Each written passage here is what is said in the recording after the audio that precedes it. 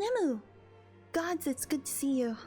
I hope your being here means you've had your fill of rest. Yes. Yes, I did. Oh, I can choose one or the other, huh? Okay. Yeah, more than my fill. Well, you certainly earned it. Not much has happened since your last visit. I had planned for you to meet the helper I told you about, but he refuses to answer his link pearl. I do hope he's alright. Oh yes, last time. God damn it! I really hope Gaius is okay. I think Estinian will be fine on his own. We've been exchanging messages with the Eorzean Alliance throughout, though. They say the fighting has finally stopped at Gimel Dark, and the Empire show no sign of movement. Which means we might actually have a moment to ourselves for a change.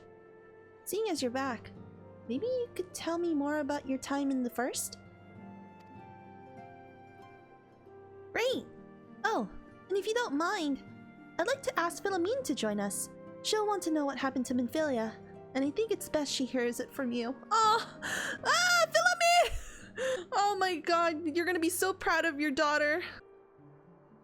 Nemu, my, it's been too long. Tatar did mention that I would be joining you, did she not? Yep. Thank you. Words cannot well express how I long have words cannot express how I have longed to know more of the First. This world Minfilia has sacrificed so much to save. Come, rest your feet. Tataru should be arriving shortly.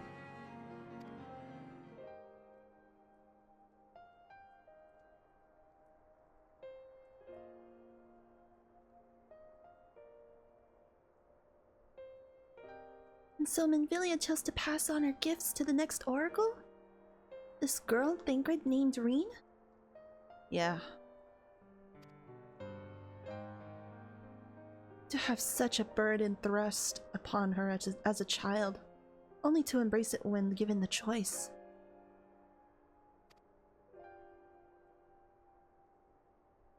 In that respect, they are quite alike.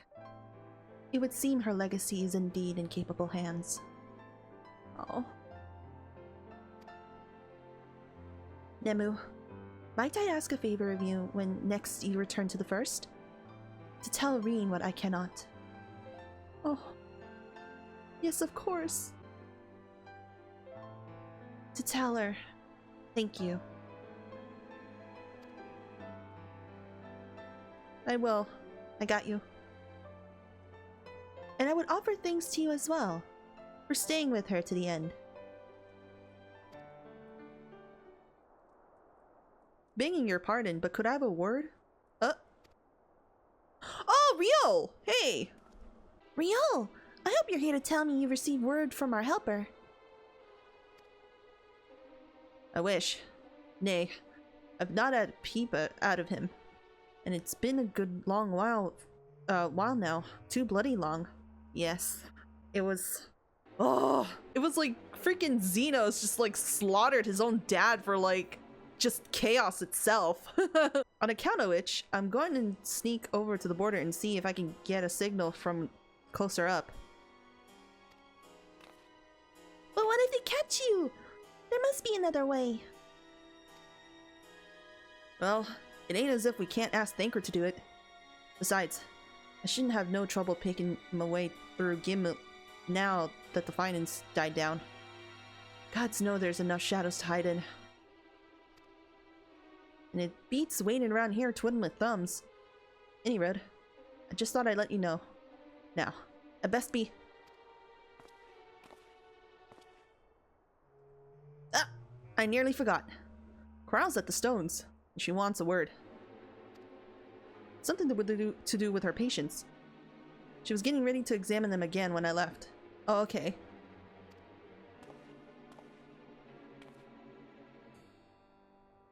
Best head back then. I'm sure it's important.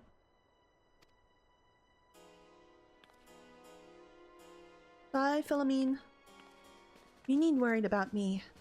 Go and see Kryl what has to say. Go and see what Kryl has to say, okay.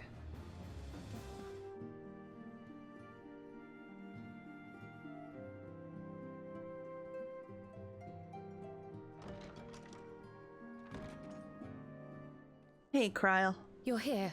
Good. Hey. What's up? So, how are they? Still locked in slumber, but otherwise in good physical health. For the present, at least. Mm-hmm. For the present? Oh no, is something wrong with them? I'm afraid there may be. What? Oh, okay. I summoned you after detecting faint signs of instability in Thancred's corporeal ether. But subsequent examination suggested all 5 might be affected. And when I examined them just now, my fears were confirmed. Oh no. Tellingly, the degree of instability varies between them. Thancred exhibits the most notable signs, followed by Y'shtola and Urianger. The twins' ether, meanwhile, remains relatively stable, but there is a change there too if one knows to look for it. Hold on. Isn't that the order they were called away in? Yeah, that's true. Indeed. Which leads me to believe the instability will only increase with time. Though I can but speculate, I fear this may be a symptom of a weakening link between body and soul. Shit. I suppose if they stay in the first long enough, they're gonna stay there forever. By the gods! What happens if the link is broken?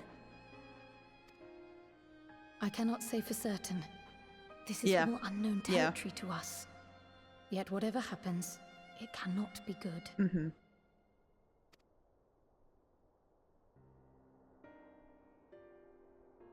Mercifully, the instability is still only slight. And you may rest assured Master Matoya and I will do everything in our power to keep it from worsening. Be that as it may, it is imperative that you find a way to restore our friends' souls to their bodies. Okay. No rest for the righteous. Alright, leave it to me.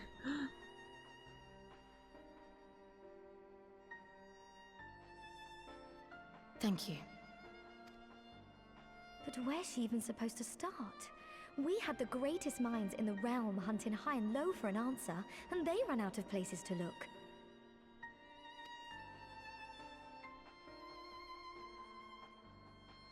You stated in your report that the Exarch had originally intended to reverse the summoning process by means of his own death, correct? Yeah.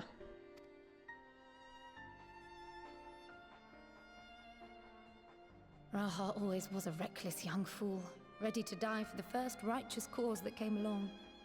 Mm-hmm. His plan might well have worked, but I for one am glad he never had the opportunity to see it through. Even if it does mean our friends must remain stranded a while longer.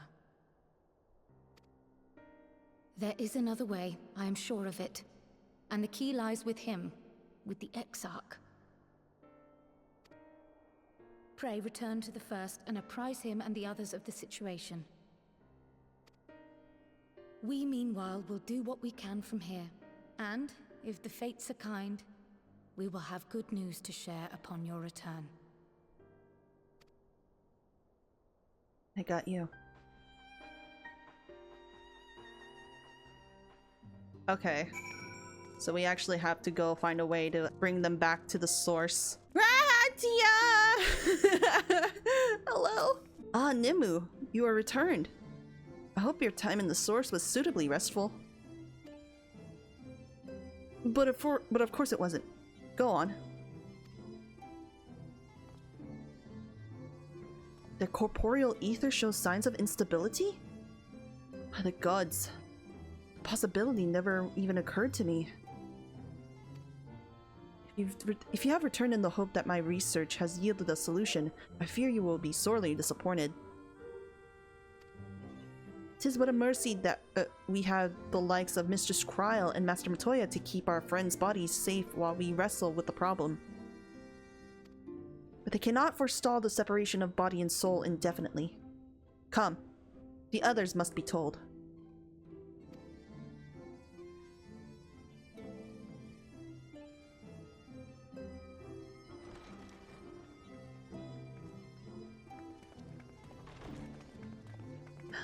Hey guys!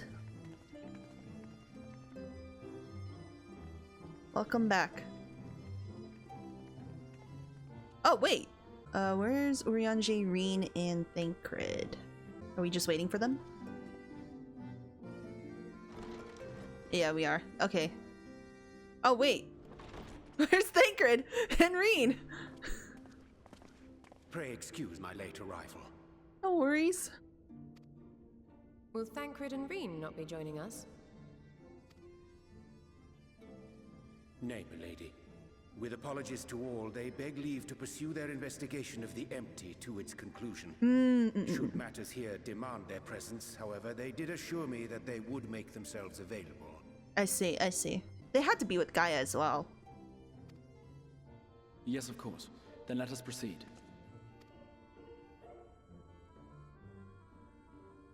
I think it best that you begin by providing a summary of Mistress Kryl's findings. Okay.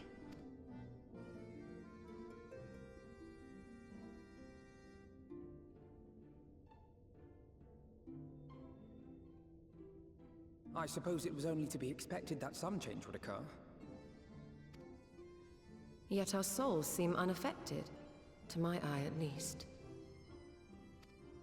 How long they will remain so is another question. Kryl is right. It is imperative we find a way to return to the source. Perhaps an explanation of the method by which I brought you here will yield some inspiration. Okay. Ere I begin, it must be noted that I am by no means a gifted mage. In order to employ powerful magics, I must rely upon the Crystal Tower and its boundless reservoirs of energy. The magic that summoned you was no exception. 'Tis a singular spell, adapted through painstaking effort from the technique that transported me to the first. Oh. To use an analogy, it works by cutting a hole in the fabric of reality. A hole tailored to the object of summoning, through which it and it alone may pass unscathed. Though I succeeded in creating said hole, I failed to latch onto my intended target. Instead of you, the spell found those close to you, and ended up summoning them in their incomplete state.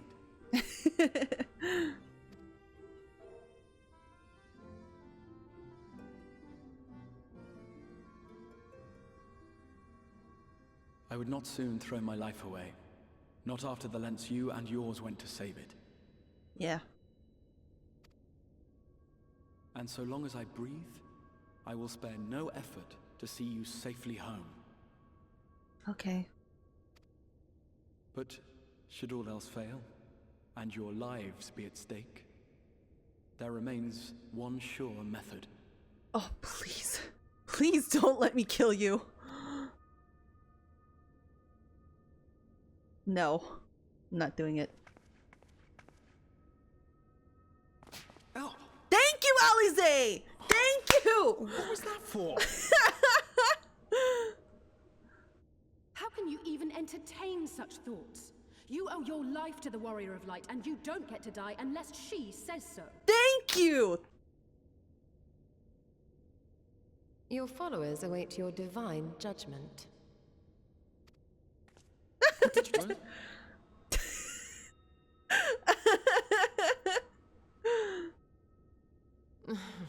If the two of you have finished, perhaps we could return to our discussion?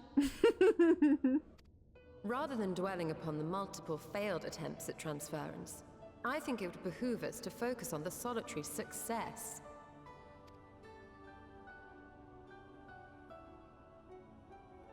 I would draw your attention to the fact that our friend can travel between worlds possessed not only of her body and soul, but her personal effects besides. This is no different from the teleportation magics to which we are all accustomed. Magics that allow for the transportation of those inanimate objects one considers to be an extension of oneself. Are you suggesting that simply by considering us her possessions, she could carry our souls back to the source upon her person? Oh, that could be a thing. Well, it would be nice if things were that simple for a change. But vague notions of ownership seem a rather tenuous thing to stake our lives on. That's true. So much as a moment of doubt on her part, and we'd be left floating in the rift. Milady hath the right of it. The requisite fixity of belief would be too much to ask even of our friend. Mm-hmm. Yet were we to immure our souls within an object in her possession, mayhap then our safe passage could be assured. Ah. White Auracite would, I believe, serve as a suitable vessel for this purpose. Oh. It was conceived to imprison the massy soul of an Ascian, and should house one of ours with relative ease. We would need only to ensure our soul's safe preservation inside the stone, and identify a means by which they might be transferred back unto our vacant bodies. Soul preservation and transference. I believe I know of someone who may be able to assist us. Okay. On the far shore of the source, there stands a great palace built by the elves. It was forsaken in the wake of the flood, but a certain Numo chose to make their home there soon after. Though they have long lived as a recluse, they once occupied a place of honor in Verbert's royal court, and it is said that none in all of Norvrand is more knowledgeable than they on matters of the soul. Oh. Well, I've no objection to seeking a helping hand, but if they've gone to such lengths to hide themselves away from the world, what makes you think they'd be willing to lend us one? A worthy question. Years ago, I myself tried and failed to solicit their cooperation in the battle against the Sin Eaters.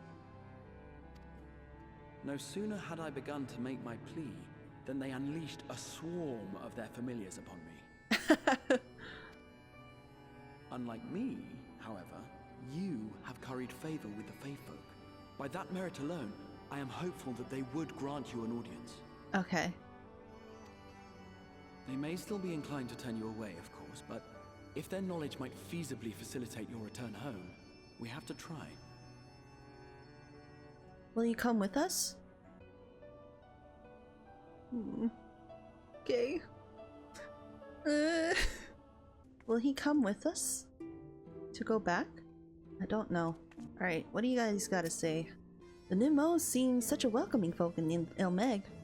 What do you suppose could have driven this one to a life of seclusion?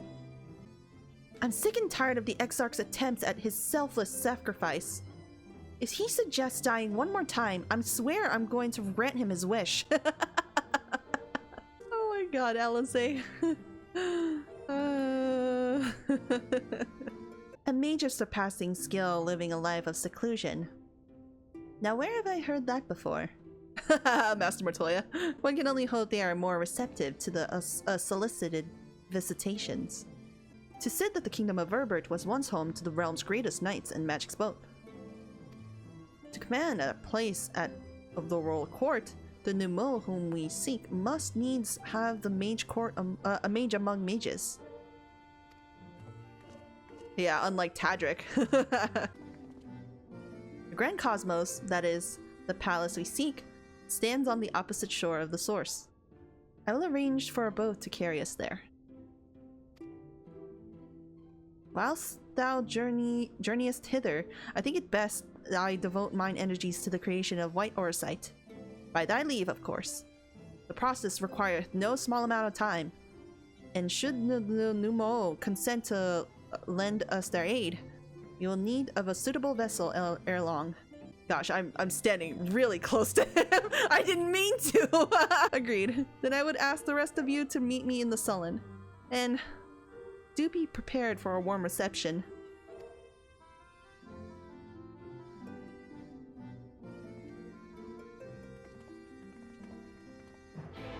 Alright.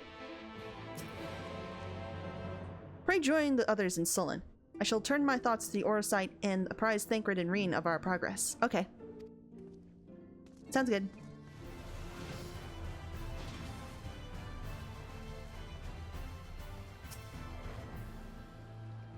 The Exarch said to prepare for a warm reception at the palace. Let's hope it's more cordial than his last visit. He said the place is on the opposite shore, but I see nothing on the horizon save empty sky. Curious. I was relieved to hear that the Exarch intended to arrange for a boat to carry us across the lake. Not that I would be opposed to swimming, mind you. Oh my god. As I told you before, I had scarcely set foot on the palace grounds when I was set upon our host's familiars, and expect our reception today to be no different. Okay. Which is why I propose we march through the main gate, weapons drawn. I'm sorry, but are we not here to petition for assistance? You can't honestly think barging in looking for a fight is going to persuade him. Actually, I believe the Exarch may have the right of it. They had no doubt poured a great deal of time and energy into their creations. Were I them, I should be most interested to meet with those who could overcome my defenses. As would any true seeker of knowledge. And there is little we can say or do to convince them to help us if we know nothing of their character, nor less why they chose to hide themselves from the world. Like a shut-in. But if we can seize their interest, maybe we can earn ourselves an audience. Alright, let's do this. Yes! Weapons drawn it is then. Though I must say, Exarch, you certainly seem to be enjoying all of this.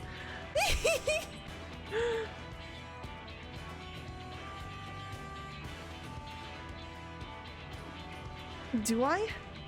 Well, I will not deny that I enjoy the thought of fighting alongside you all rather than pacing about inside the Crystal Tower. I'm in trouble. I feel like I'm falling for this guy more and more. You both seem to be in rather high spirits if you ask me. Not that I'm surprised. Your moods invariably improve when Nemu is around. What exactly are you implying?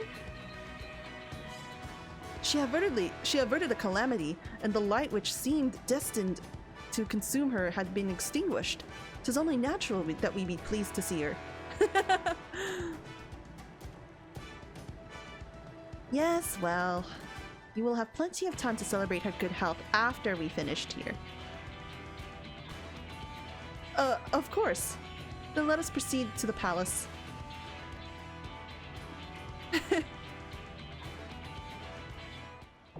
The Grand Cosmo is now accessible. Okay. Okay, it looks like it's another instance. Not an instance, it's like a dungeon. Ah, with NPCs! Now we can have him around! Yay!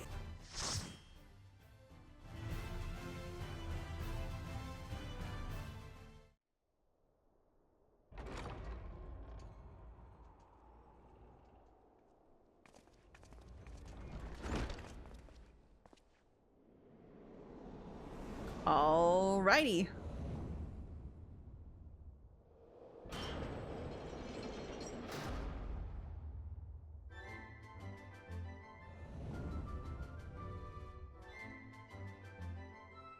Oh. Huh. The theme. Should you value your lives, you will quit this place at once. Now be gone with you. Okay. Well, I say we're off to a fine start. Okay.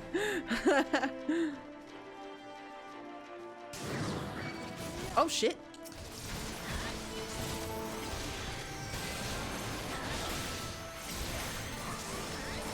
So I would have done this as my Dark Knight, but I feel very comfortable with DPS for now.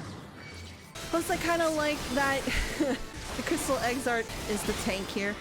Look how they make a mess of the floors. Swish and flick, my lovelies. Swish and flick.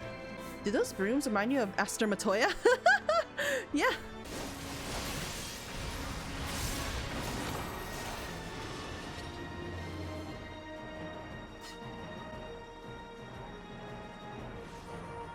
Then you leave me no choice. Okay. Let's do it. Shadow Bolt. Is that a TB? That is a TB. Leave the healing to me. Come, my lovelies. There's filth that wants for cleaning. Okay. Ow! Why? Oh my god! It's doing it again! Oh, poor Exarch. He just got pushed.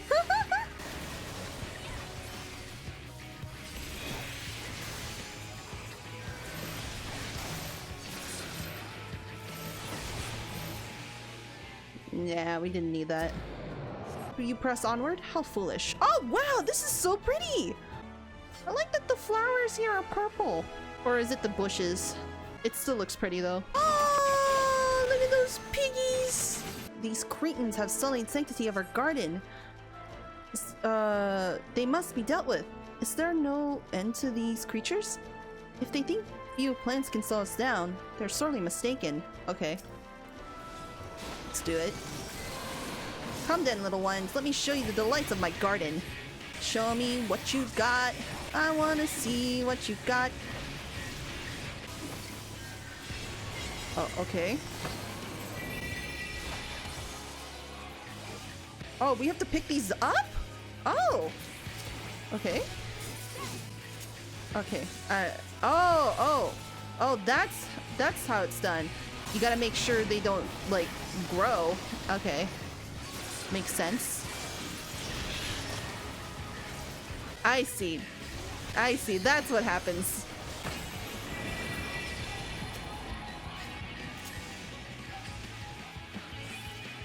Oh. Is that how it goes?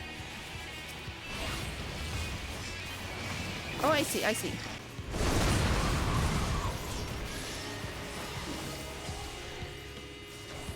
I'm with you.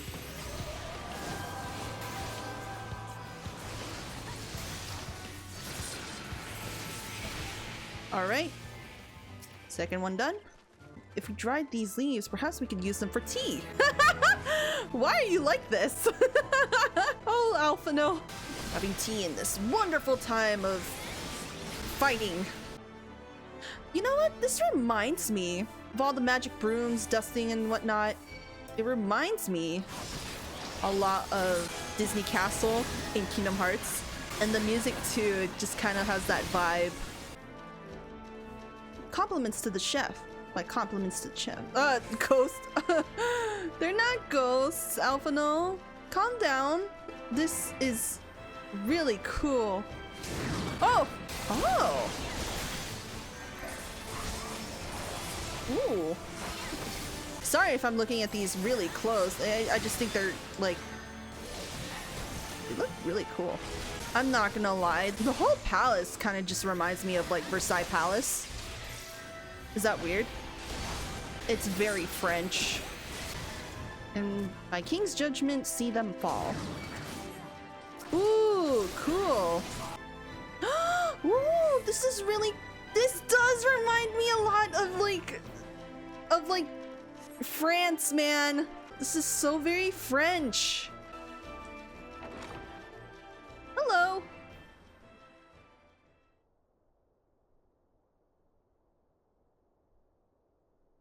You have sullied these halls long enough. Come, Lungus. Our guests want for company.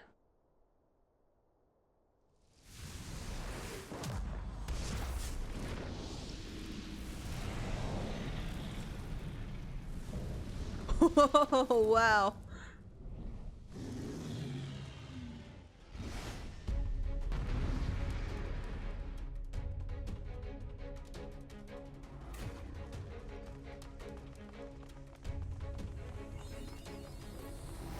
Wow. By the gods, they've given life to flame. Alright. I wonder what those things on the background are for. Oh no, it's that larboard starboard shit. Ow! Ow. No! Oh, that's what you're supposed to be doing with it. You're supposed to be using that on those objects to get the fire out.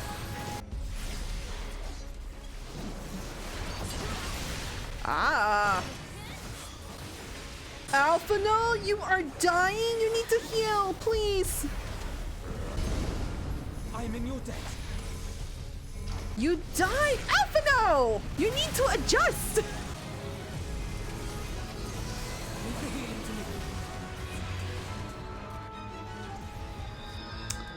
Well, I guess I need to adjust. No, no, no. Sorry. Oh no, wait. He needs that. Alpha, no. You're dying. I think I've killed you. Oh yeah. I'm so sorry. Alize, can you res him? Pay me back later. Yeah. I'm in your debt. Scorching right. Oh. Oh. I did it.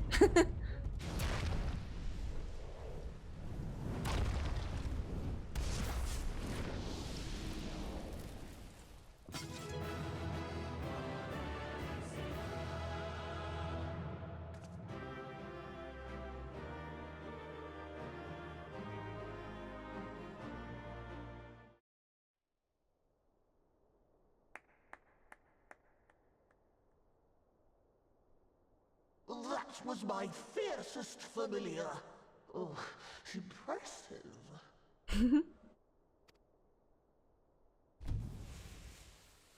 Hmm? Hey! Now you've shown your real form.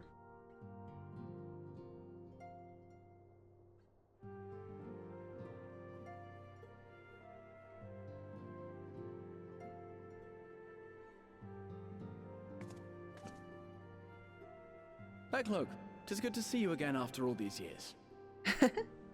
And judging by your vigorous greeting, I dare say the feeling is mutual. To be sure, a simple shake of the hand would have sufficed by way of welcome, but I shan't complain.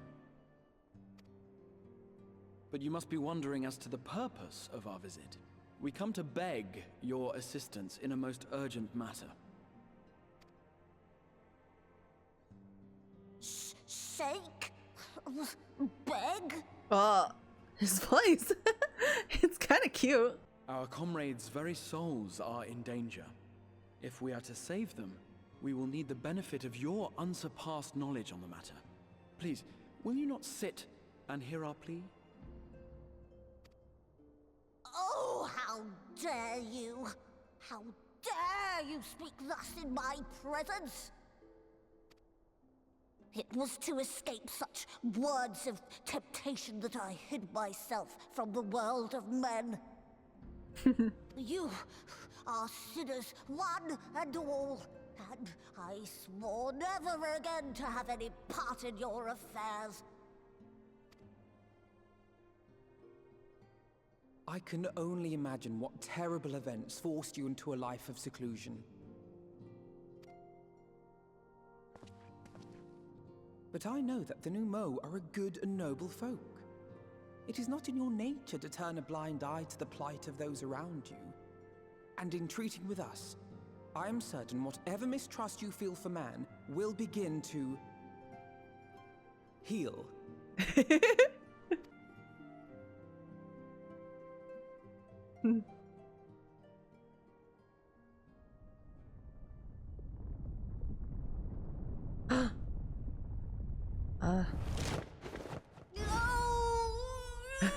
Oh my god.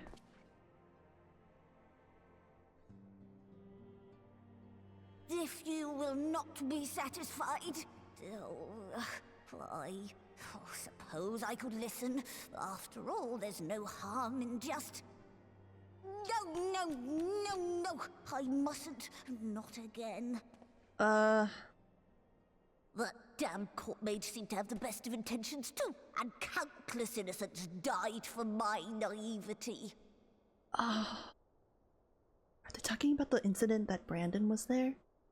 With the whole creatures that were affected with an illness?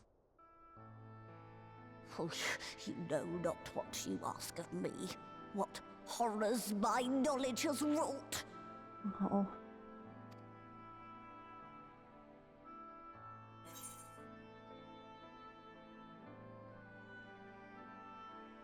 Yes, the magical plague of Verbert.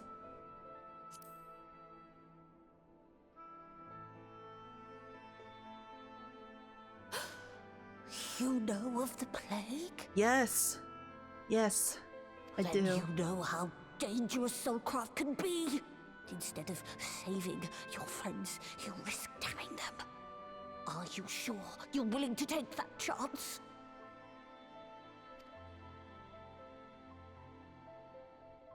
No. No. You can trust me.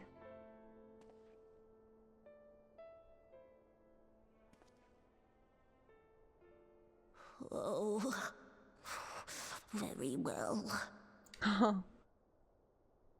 You mean well.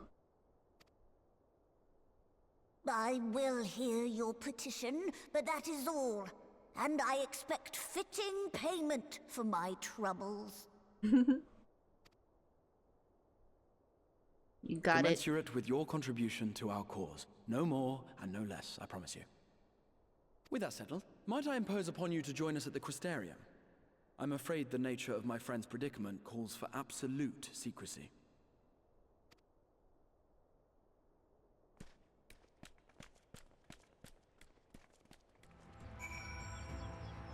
I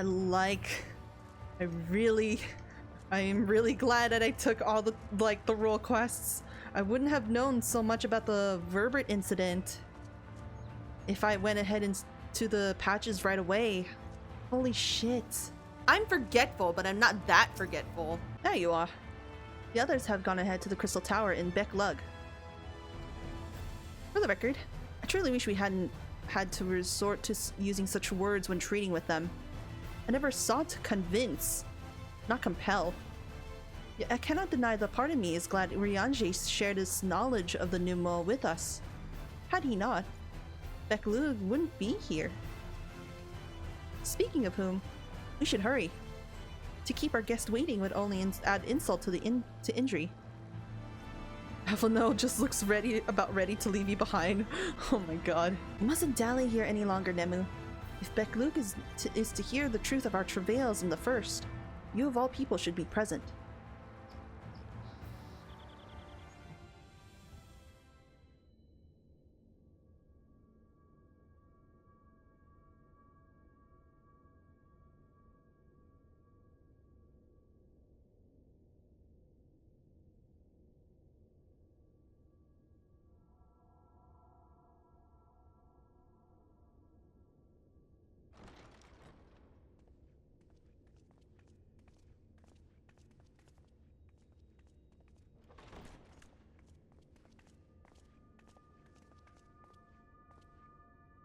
I'm sorry.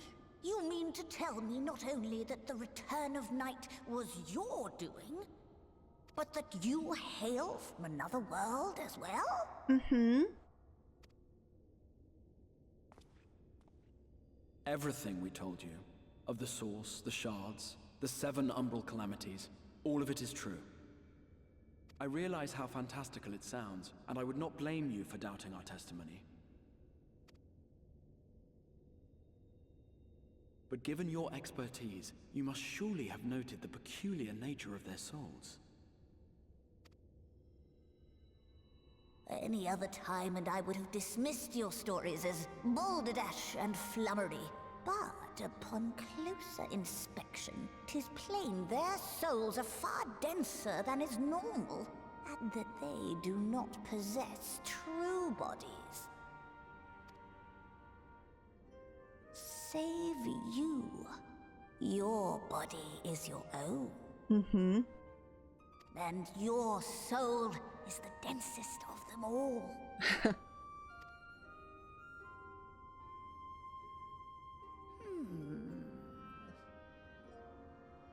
As I said before, were it not for their heroism, the skies over Norvrant would still be awash with light, the realm yet at the mercy of Vorthri and the Sin-Eaters.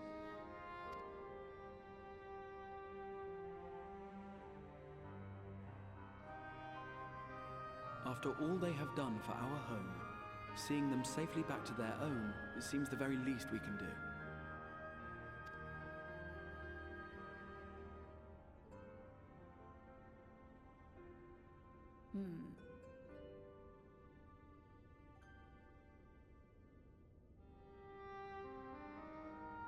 Your tale is intriguing. Yes, very intriguing indeed. Simply to hear it is fitting payment in itself. Oh, that's good.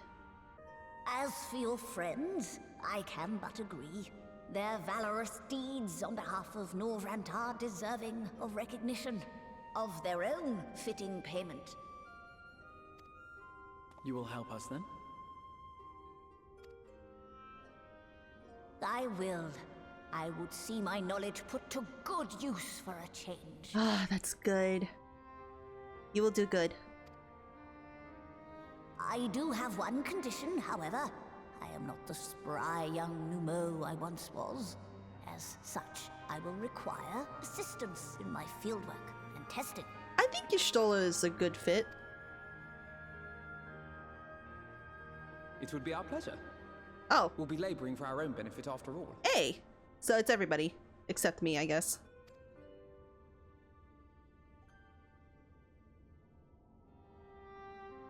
Because it's... yeah, because it's their souls that need to be tested. Very interesting. I sometimes forget we're not truly here in the first. It will be good to be whole again. But Luke has a fine eye. But we have yet to begin. I rather think the Exarch was right to call on them. Did you happen to notice the magic brooms strewn about the Grand Cosmos? Uncanny. Y'shtola.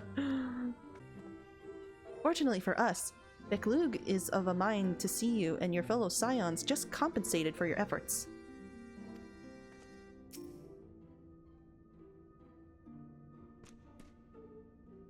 You have spun quite a tale, but tell me, have you given any thought as to show you might return to your world? That's true. He hasn't. Oh wait, for the others, I guess not him. White Orosite, you say? An intriguing proposition. But one which fails to account for the present state of your souls. You have become highly charged, likely as a consequence of having maintained tangible forms for so long. In such an energetic, unstable state, there's no telling what may happen to their souls within the Orosite. They could very well become immutable to transference, never to be restored to their bodies. Then, would it be possible to force our souls into a state of dormancy prior to the transference? In theory, yes, but the soul is not a candle to be snuffed out and relit on a whim. Well, that sounds ominous. What exactly would rendering our souls dormant entail? In order to maintain a corporeal form, your souls constantly draw ether from your surroundings. This process must be halted, the resulting surfeit of ether removed. Your minds would ultimately be separated from these false bodies of yours, rendering you incapable of interacting with the world around you. Cruel fate under normal circumstances, but one which will be recertified upon your return home.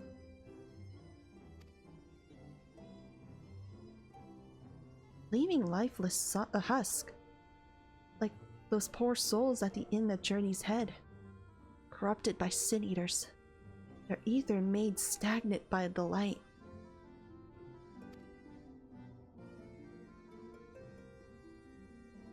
Corrupted? Stagnant? Might I see these unfortunate individuals? Why? Do you think you might be able to help them? I might. Or I might not. But I shan't know for sure until I have seen their condition firsthand. Then I would be glad to take you to them, on the understanding that you won't do anything which might increase their suffering. It was my faith in man I lost, not my compassion. Well, I see no reason for all us to accompany you. While you escort our guests to the inn, I will assist Urianger in creating the requisite oversight. I believe my talents would be better applied to the endeavor as well. Might I leave the three of you to assist Beluk as necessary?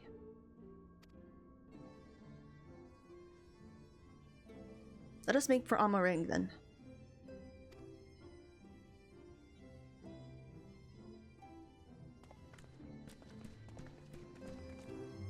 It pains me that there are those who yet suffer despite our victory over the light. Yeah. We must hope a way can be found to help both them and our friends. Yeah. I hope we get to help Halric and the others at the inn. I really hope we can.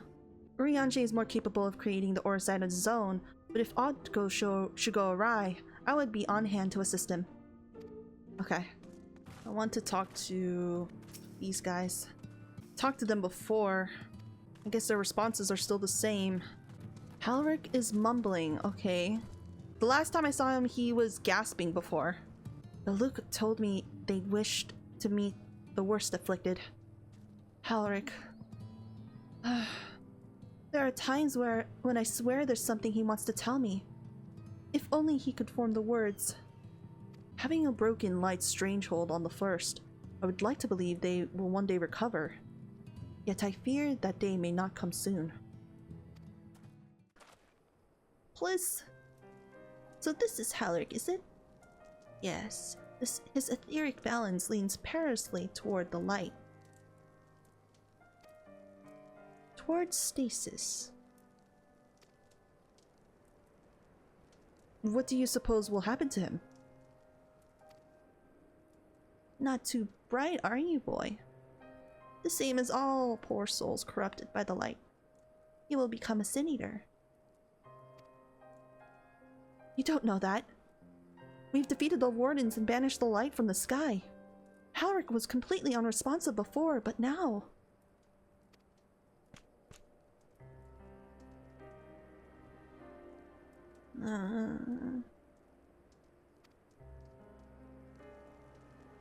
Then perhaps there is yet hope. If I may, there is a treatment I wish to administer to the patients. What sort of treatment? In the course of my studies of the soul, I once created a tonic which could temporarily stimulate the ether in one's body. After some refinement, it came to be used by the Knights of Verbert. Then for the darker purposes, yeah. Lest it falls to the wrong hands, I swore never again to make it. But for their sakes, I will break that oath. It is not like to reverse the stagnation, mind you, but it should offer some measure of relief.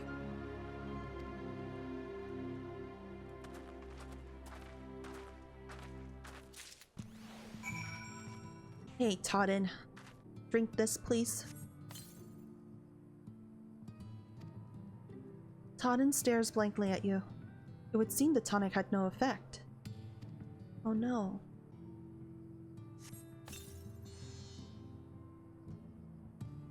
Oh. What is this? Warmth I feel in my chest. Oh.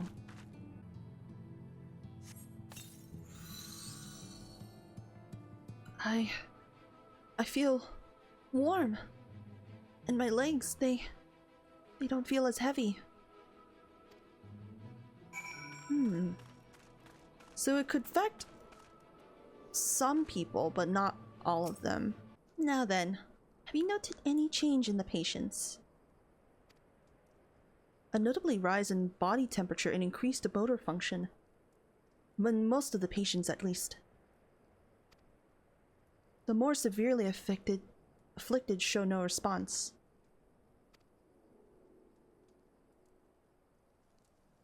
As I feared then.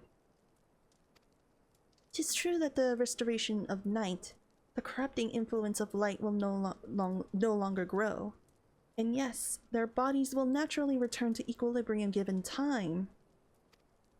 But this holds true only for their corporeal ether. Their incorporeal ether, that of the soul, is not so easily mended. Which is why, though, those in the later stages of corruption, like Halric, appear unaffected by your tonic. Precisely.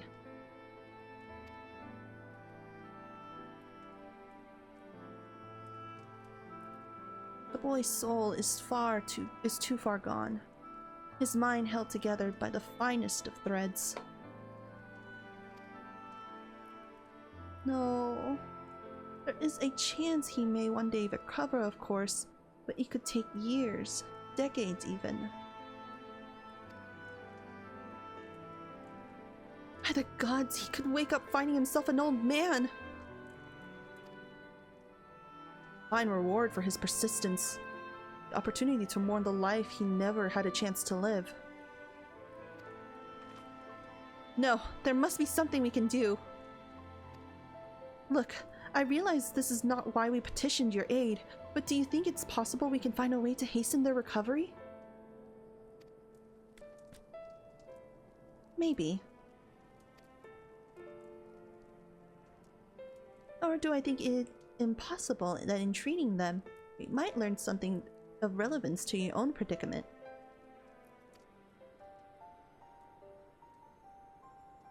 I suspect the Crystal Exarch has told you of my past, but I was once a mage of the royal court of Ferbert, and that soulcraft was my field of study. The tonic you administered to the patients here is one of the fruits of my labors. I hoped to do great things for the kingdom. But in the end, my knowledge brought only suffering. A plague the like of which none had ever seen. Yeah. In the hands of the unscrupulous men.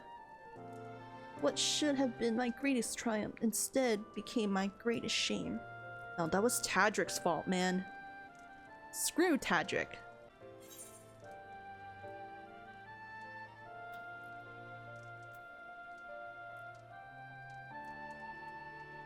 At least the Warriors of Light brought those responsible to justice.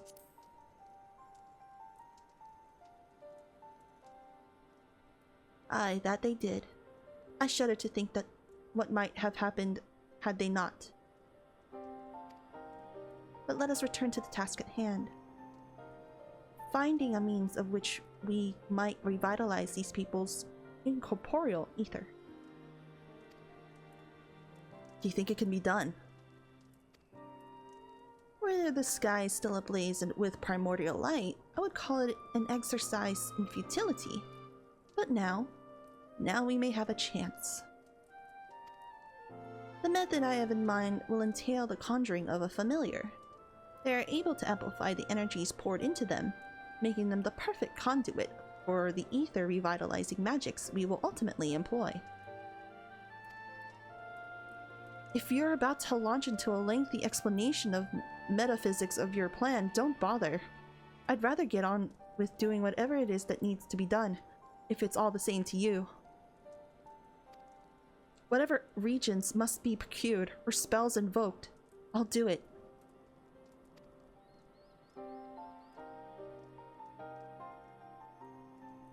I admire your spirit. Very well. Your first task will be to gather the necessary materials.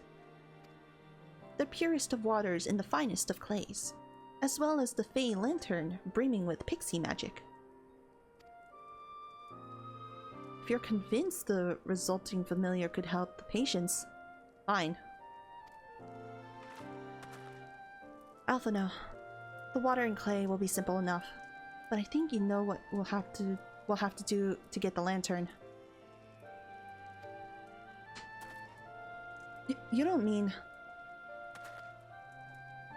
pixies took quite a liking to us before.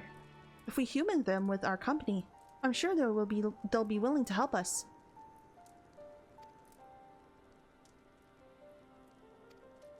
Fine. We'll pay a visit to Ilmeg. Though I never thought you would be the one to suggest going back there. I'm impressed you've been there at all, let alone befriended the Fae folk. Oh, while you're about it, seek out the Numo of Plaeni. They will be able to supply you with water suitable for our needs. Right. Let's get this over with, shall we?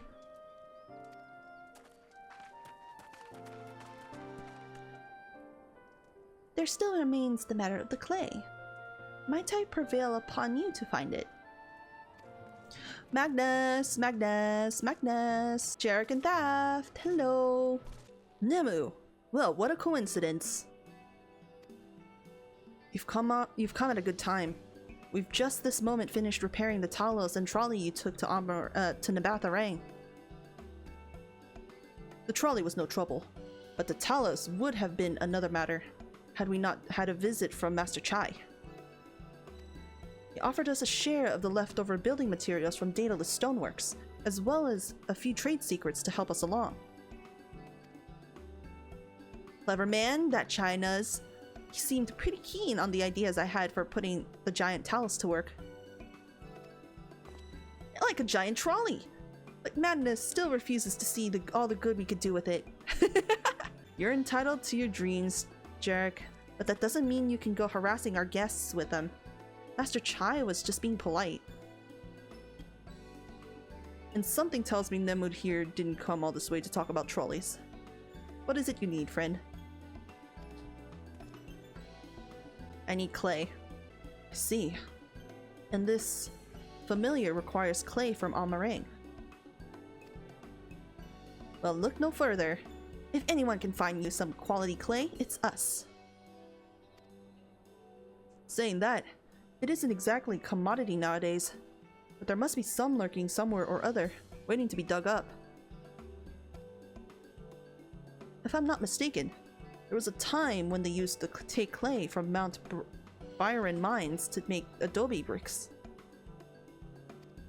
The place is swarming with coyotes now, but if you're after the good stuff, you could do worse than to look there.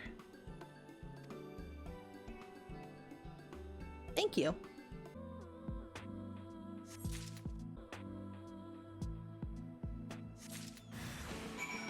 Oh. Of course there would be at least like one coyote.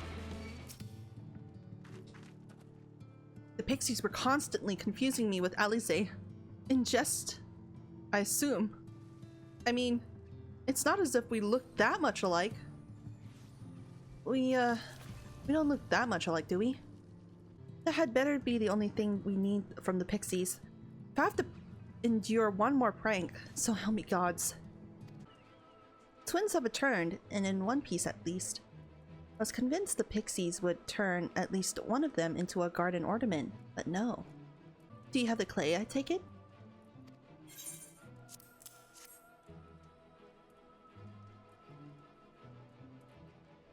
Wonderful. We need but combine the clay and water. Then heat the mixture with the Fey lantern. After that, it will be a simple matter of settling upon a suitable form and forming the necessary incantation. But, Bekluk, I have a question. In the event that we had need of this spell and you weren't around, would it be possible for another to perform the incantation? Assuming they possess the requisite skill, yes. Halric and the others have suffered so much, and I swore to do everything in my power to save them. If there is a chance the spell could do that, I would be the one to invoke it. Mayhap you should be the one to do so. A deep understanding of the subject's physical state, combined with a strong desire to help them, can drastically increase the magic's effect. And you are plainly more familiar with these people than I. I dare say there are few in all of Norvrent more dedicated to finding a cure. Is that not so, Nemu? Yes, she's the best woman for the job. I'll give it my all. For Halleck. For Tesleen. I'm tearing up. And we are all of mind and matter. Ysayeau shall be the one to conjure the familiar.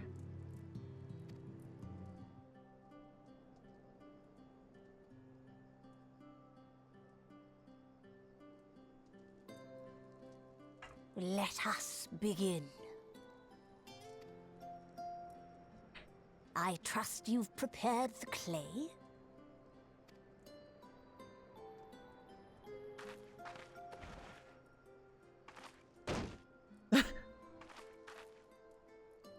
Very good. Now, I would have you sculpt for me a porksy. Plump, with floppy ears and a short curly tail. You can do it. A porksy. I think I know what you mean.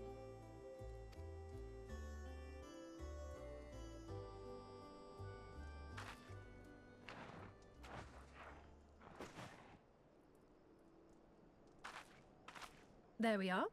How's that?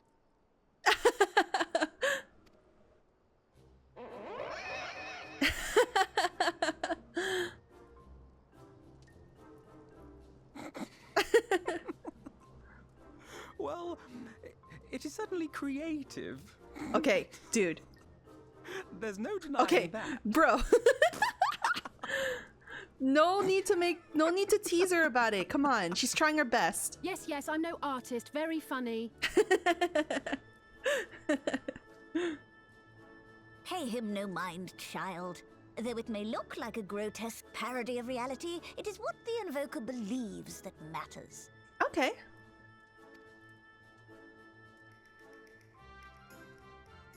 You're not helping. But I speak the truth. If successful, this incantation will turn imagination into reality. Which is why the only thing of import is what you believe this figure embodies. You must focus. Hold the Porksy's image steady in your mind's eye.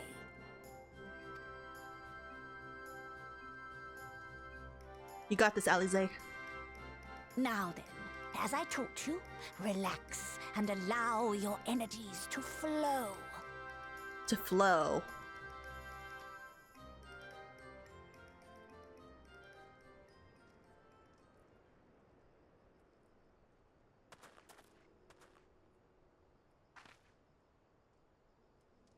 With flesh of clay I bid thee rise, on wings of dreams to touch the skies.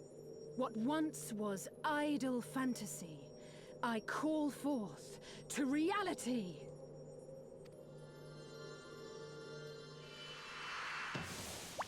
Oh!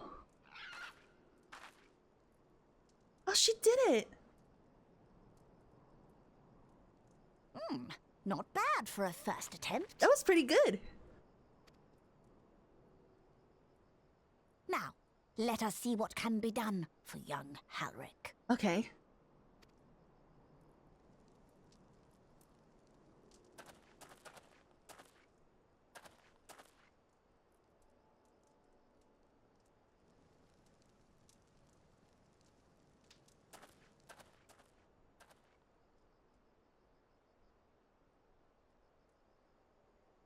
Through the operation of the magics you invoked to animate this familiar, it is now replete with the energies required to stir the boy's soul. You need but give it a name, and it will do as your heart desires.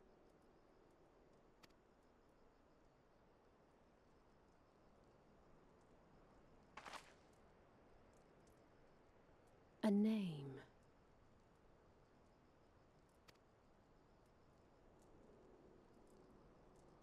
I have a feeling. All right, I've decided. Now.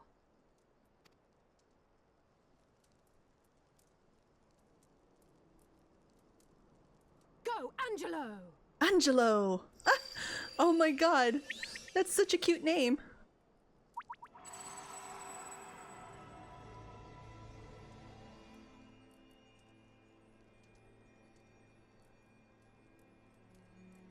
Oh.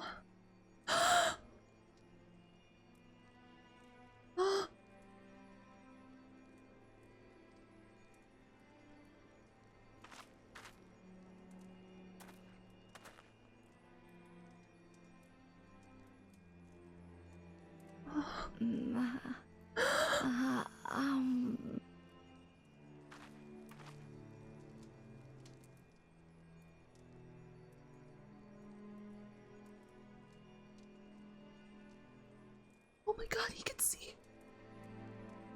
Mother... Oh no!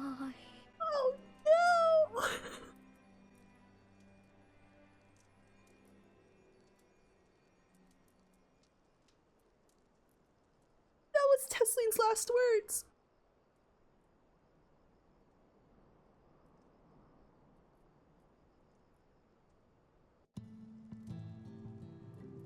Why did you have to do that?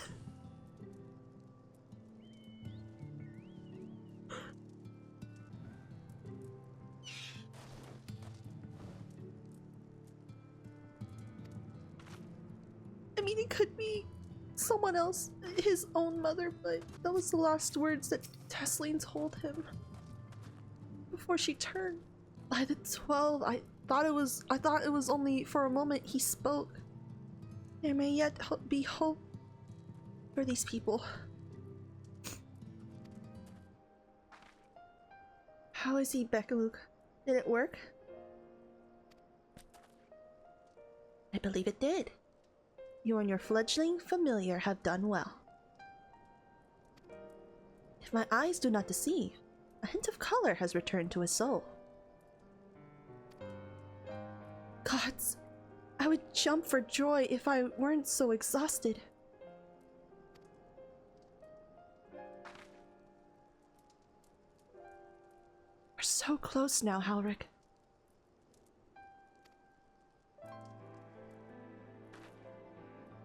As you are even now in the process of discovering, this magic asks much of the Invoker.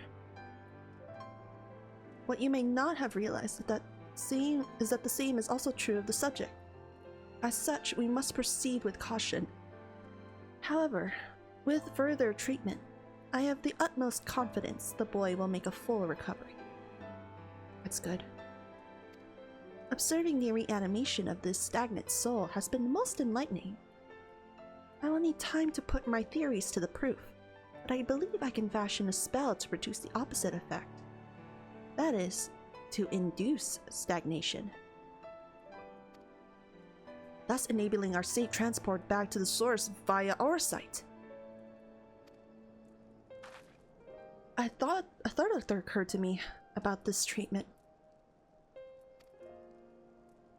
Bekaluk said when the soul is rendered dormant, the mind is separated from the body, that a person becomes incapable of interacting with the world around them. Does that not sound like some of the tempered back from the source? Oh yeah. Not really. It is the fate of most tempered to become slaves to primals, save in a handful of cases. Or am I missing something? If I can master this technique, the art of revitalizing the soul, and know of that at least one in the source who could desperately use such treatment. Are you talking about Gaboo? Gaboo. Gaboo. Exactly. His condition is uncannily similar to Halric's, is it not? The only difference being that his soul was suffused with earth-aspected ether instead of light. It follows that if his soul is subject to a similar kind of stagnation, there may be a chance we can save him, right? Forgive me, but who is this Gaboo fellow of whom you speak?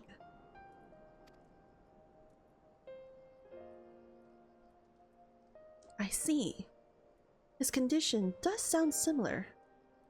Yet there is much and more about the soul that remains unknown even to me.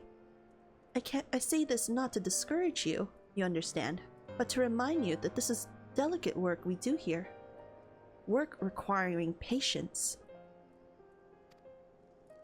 Of course, and as long as there is hope for the patients here, I will devote whatever time is needed to see this through. But I refuse to spend that time in idleness. If it's all the same to you, I'd like to stay here with Angelo and continue with their treatment. The two of you should return to the Crystarium with Beck-Luke and see if you can't make some headway with their newly posited theories. I would tell you to rest first, but I see you are not to be convinced. Ah, the fire of youth. Let us return to the Crystarium then. Finally, I found you! Who's this? Kaishir! Kaishir! What are you doing all the way out here? There's trouble back in Yulmore. Lady Chai's beside herself, sighing, pacing, the whole lot. Near enough begged me to go and find you. Oh, what's the matter? What's the matter? Sighing and pacing, you say. It must be urgent. I take it I will be returning to the Crystarium alone. Go on then. It's not as if I have anything for you to do. Thank you, Beck-Luke.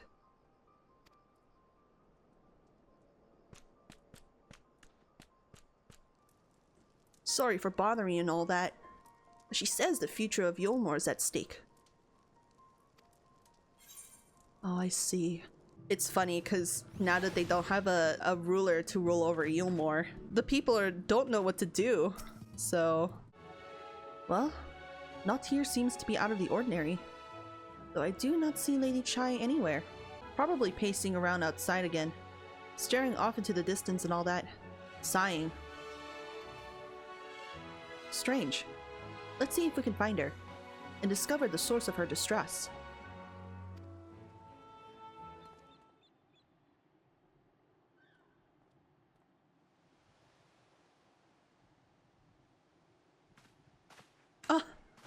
Oh. Oh, thank heavens you're here.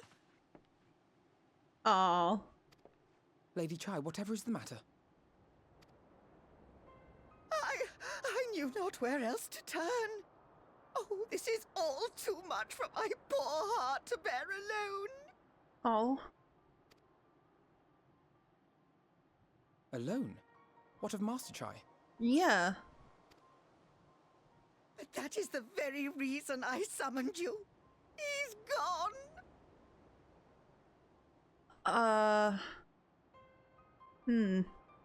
What? What happened?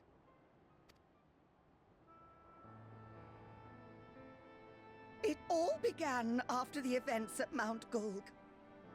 With Lord Vorthry out of the way, we all agreed that a new leader must be chosen. Oh! And I guess people wanted Chai-Nuz to do it? And so you held an election? Yes, well, sort of. Oh. Not a single person volunteered to stand, you see. Oh.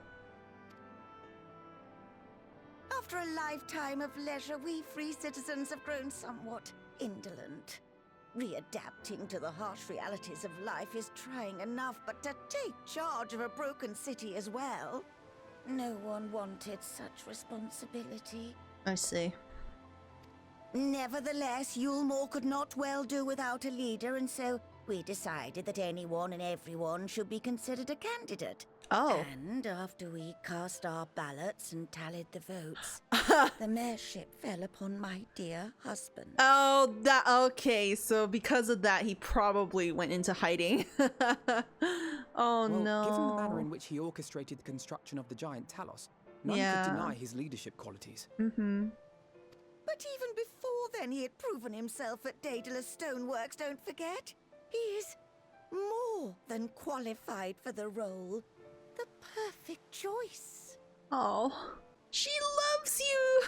China's, come on! Indeed. I told him as much when his victory was first announced.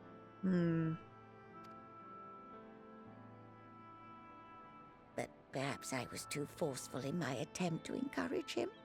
For shortly after that, he vanished without a word.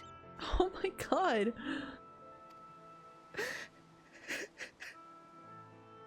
I'm sure he didn't do it, like, on purpose. Maybe he was just scared. You believe he was so daunted by the burden of leadership that he felt compelled to flee? Please, Lady Chai, dry your eyes. Your husband does not strike me as the sort of man who would abandon his duty, much less his beloved wife. That's true. There has to be some other reason for his absence.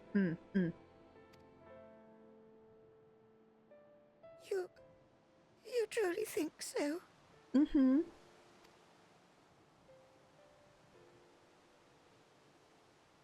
What about you? What do you think has become of my husband?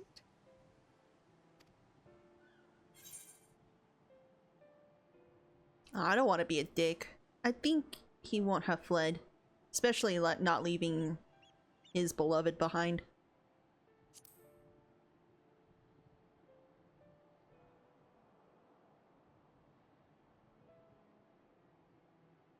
And there you have it, Lady Chai.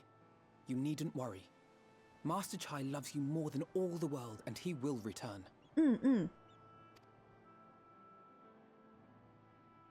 Wherever he may have gone, rest assured we will find him.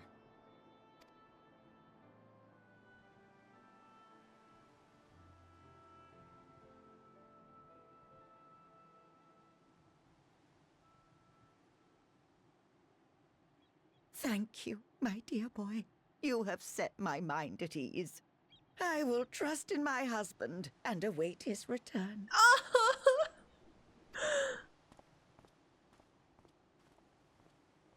She's so good. Man. I love Dulia. You know, Yulmore's nothing like I thought it'd be. But somehow, I can't picture going anywhere else. The Chais are part of it, I suppose. They've been good to me. I only wish there was something more I could do to help him. It makes no sense for Master Chai to have left without a word. But even if he had, he would not have done so unobserved. Someone here will have seen something, I am sure of it. We should split up and inquire as to whether anyone saw him leave, or, failing that, if they have any idea where he might have gone. I will meet you at the Glory Gate to compare notes later on.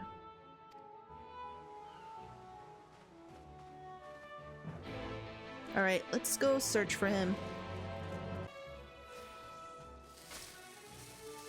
Wait a minute. Is this the first version of, Rowan? Master Chai? Why, yes. I spoke with him recently. Though I recall he was in rather dour mood. Concerned about Yulmore's neglect of industry, you see. With Lord Vothry's apparently inexhaustible stores of meal, and no great need for money. It's a little wonder our businesses were all but forgotten under his rule. But I assured Master Chai that the Boutique of Splendors will do all it can to contribute to the revival of trade here in Yulmore, which seemed to satisfy him. He took his leave soon after. Okay. Looking for Master Chai, are you? Is something amiss? When I last saw him, he seemed ready to collapse from exhaustion. I insisted he rest and catch his breath, and we talked for a while about his concerns over the city's defenses, amongst other things. He made more than a few valid points. Many of our men are still recovering after your confrontation with Lord Vothry, and finding General Ranjit in the heap of the middle of the plaza shook us all to the core. The man commanded no small amount of loyalty, and some of our longest-serving soldiers seemed lost without him. Indeed, a number of them left. You know what? That's probably understandable. Not that we blame you, of course. Without you and yours, we would still be blind to the error of our ways. Anyway, funding permitting, I propose replenishing our ranks with volunteers from derelicts in Gametown. We have a duty to protect not only in Yulmore, you see, but the surrounding regions of Colusia as well. And I, for one, would welcome any man or woman willing to take up arms for that cause. Indeed, I told him as much, and he seemed relieved to hear it. It was on that note that we parted ways. He headed outside, as I recall. It seems like he's trying to see the state of Yulmore in general. They're trying to figure out the circumstances of their situation and what they could do about it. I recall a man fitting that description. Asked to speak with the poor buggers lately come from right. Said he wanted to know the state of things down at the derelicts. And you can be sure we gave him an earful. Lack of food, medicine, clothing, there was plenty to tell. We hunt high and low for whatever we can scavenge, and it's barely enough to fill our bellies. But folk here just don't want to survive, they want to thrive. When he heard that, he started mumbling to himself. Something about finding us work, I think. Fair play to him, though. Not content with having his ear chewed out about the derelicts, he asked about the other settlements and all. After that, can't really say. Looked like he was headed for Gatetown when I last saw him. Yeah, it looks like he's trying to figure out what he could do to help Colusia as a whole. Any luck? I got nowhere myself, but it sounds like Alphino might have. Ah, there you are. How did you fare? Have you learned anything which might offer a clue as to Master Chai's whereabouts? Here you go.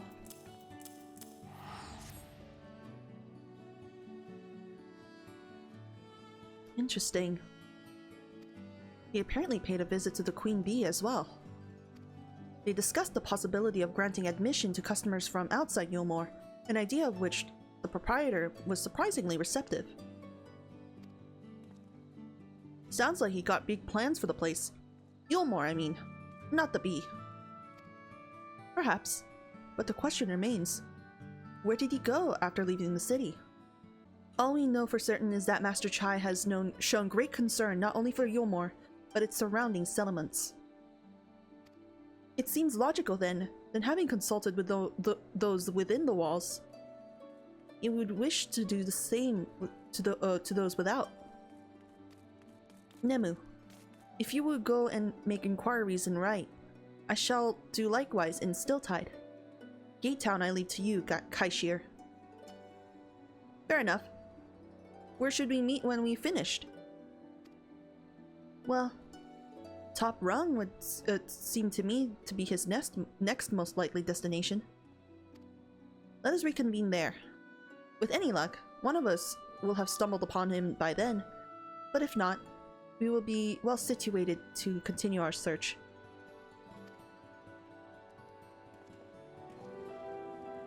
No, the name doesn't ring any bells. But there was a rather dapper-looking Mistill gentleman here not long ago.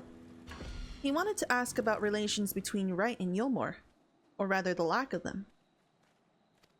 We lost a great many people to their promises of meal and the chance of a lavish life among the free. And Vothri thought to take even more from us, conscripting the few able-bodied men we had left to guard his paradise. I needn't tell you what happened when Senators came. Such things are hard to forgive. Oh, I remember.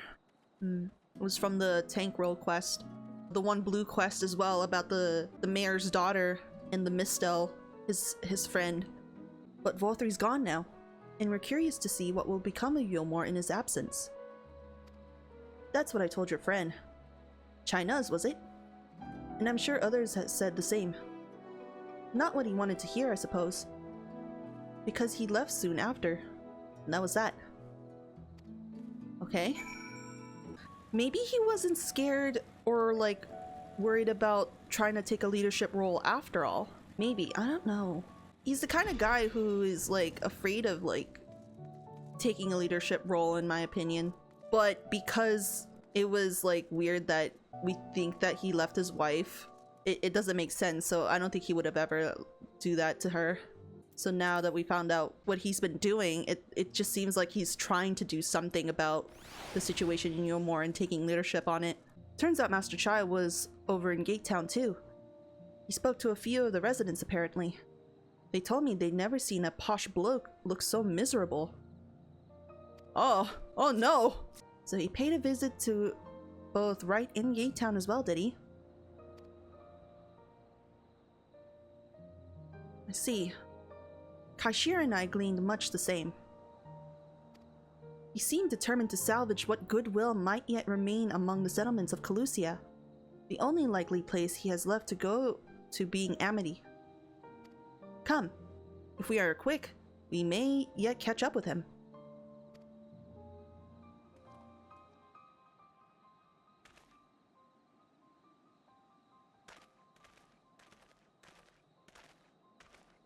Nemu, Alphino, Kaishir, what are you doing here? We might ask you the same, Master Chai. We have been looking all over for you. Looking for me? Whatever for? Lady Chai has been nigh inconsolable in your absence. She claims you disappeared without so much as a word, and bade us return you to her side. What in the blazes are you talking about? I left a letter for her in our chambers.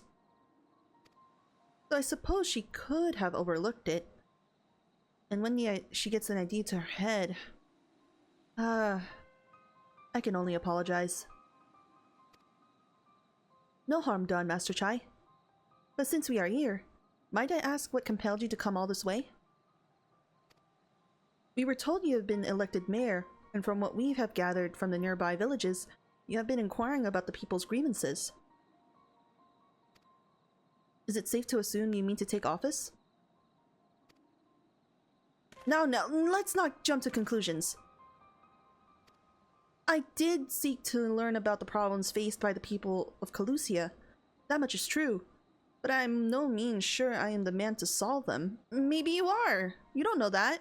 Tackling our many challenges will require resources, and until I have secured them, it would not be right to assume the role of mayor. Mayor, oh. I see. And you believe said resources can be found here? Indeed.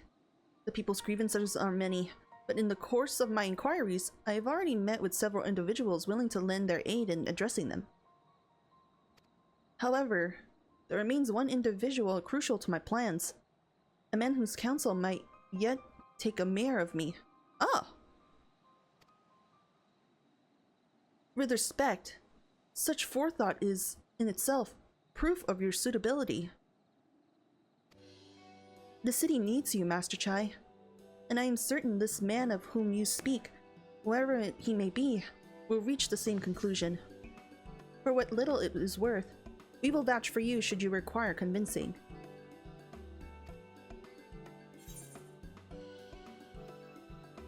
Whatever you need, you can count on us.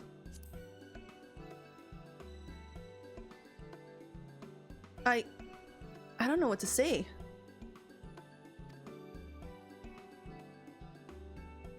You don't need to say anything. You've got your actions to speak for you. For as long as I can remember, all I ever wanted was to make it into Yomor. That dream's gone now. Burst like a bubble. Or a boil, more like. Anyway, outside of repaying Master Alphino, I haven't a clue what to do with myself. Spent most days in a daze. But you've been running up and down, trying to find a way to fix this mess for everybody. For everyone. And I reckon you can do it. You got this lot up to Mount Gog, didn't you? How hard could mayoring be? You're going to steer Yomor to a better future, I know it. And I want to help. Properly help. Do something that makes a difference. I don't know what it is yet, but I'll work it out on the way. If you let me come with you, that is. Ah! Please! You give me entirely too much credit, the lot of you. But I can't deny it gives me heart. Come, then. Let us press on together.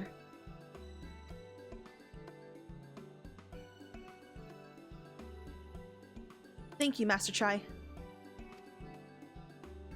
We mustn't get ahead of ourselves. Yulmore needs more than a man with good intentions, which is why I'm here, to find one with the experience needed to see the city thrive. Who is this man exactly? And are you certain he's here in Amity? Rendon is his name, and yes, he is. I had scarcely begun to explain myself when he decided his time was better spent elsewhere. He served as chief advisor to Vorthry's father when he was in office. If Ranjit was the mayor's right hand, one might say Rendon was the left, and between them, they kept Yulmore on the road to prosperity. The city needs more than a mere man of business, which is why I must find him. But even if you do, what makes you think he will listen? Before giving chase, might it not be wise to speak those who know him, here in Amity? They may be able to shed some light on his reason for rejecting your overtures out of hand. Yes, I suppose that makes sense. Perhaps we should start with Tristal then. As I recall, we made a rather favorable impression on him. I'm certain he will be willing to talk to us. Nice. Tristal! Greetings, friend. And to you too, Master Chai. I presume you're here to ask about after Rendon? I couldn't help overhearing your earlier exchange. Yes, well, with Vorthry gone, Yulmore wants for a leader. Should no one rise to the challenge, the city could very well collapse. I came here seeking Rendon's counsel in hope that we could build a better Yulmore together, and that is still my wish. But given how abominably you were mistreated there, I will quite understand if you choose not to help. Worry not, Master Chai. I bear no grudge against you or the people of Yulmore, and I would not see you suffer for Vorthry's villainy. As you no doubt gathered from your meeting earlier, Rendon can be rather uncompromising. He has his principles, you see, and little patience for anyone he deems less committed to their own. Your desire to right the wrongs of your past, of Yulmore's past, is quite admirable. But I fear the guilt you bear on the city's behalf works against you. Oh, I can see it in your eyes, in the way you carry yourself. It goes without saying he sees it as well. You must let those feelings go, Master Chai. Be more assertive, commit to this course, and prove to him that Yulmore has the resolve to change. The resolve to change? I believe he was heading towards Pit 8 when he left. If you plan to go and speak with him, I suggest you be firm and clear in your intentions. Very well. To Pit 8 we shall go, and I will not take no for an answer. Nay, not even a maybe.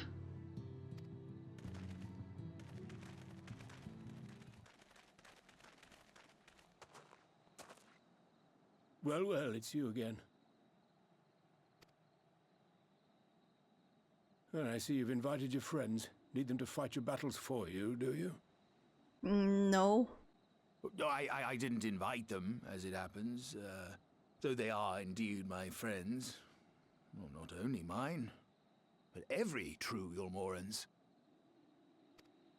They are the ones who awakened us to the truth, to Lord Vorthry's villainy, the famous warriors of darkness. Are they now? Yes, they are. It would be no exaggeration to call them our saviors. We owe much and more to their kindness, but we cannot depend on that kindness forever. To do so would be a little different from entrusting our affairs to Lord Vorthry. Nay, we must learn to stand on our own 2 feet. And I would have them present to witness my attempt. Oh. Hear, hear, Master Chai. Your sentiments are admirable, yet admirable sentiments do not a nation make.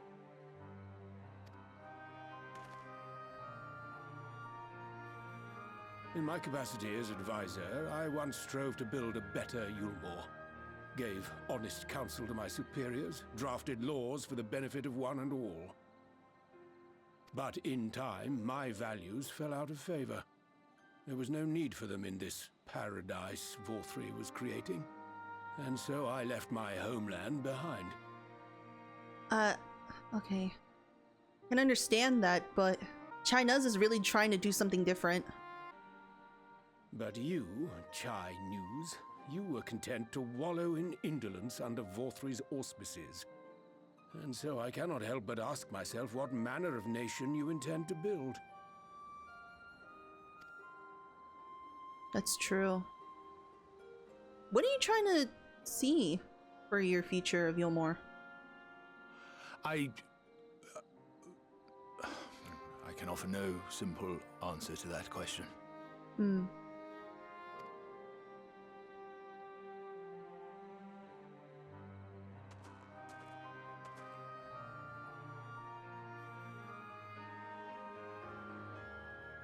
But this much I will say.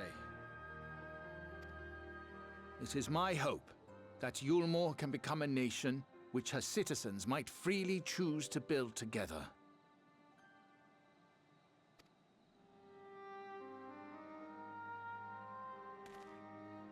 A great many people, myself included, flocked to Yulmore seeking sanctuary. The alternative being to live in fear and die in pain. Seemed an easy choice. And sanctuary we found. As much food and drink as we could ever want. Secured at the cost of the surrounding villages. Little wonder the people gathered at our doorstep, begging to work among the bonded. The free were blind to it all, of course. Content to, as you say, wallow in indolence. In ignorance. Were I mayor, I would first take stock of the city's resources and see that they were assigned equitably. Our days of reckless consumption are behind us. The distinction between free and bonded died with Vorthri. The needs of rich and poor alike must be considered if our nation is to survive. To which end I would take steps to secure channels for supplies, rekindle relations with nearby settlements, who re-establish industry, reach out to neighboring nations, and the list goes on and on.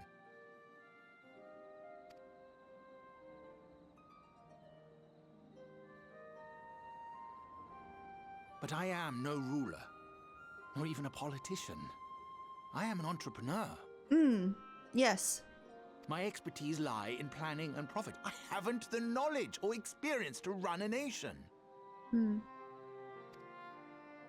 Please, Rendon, will you not help me? Together, we could solve the city's problems. Build a Yulmore for the people.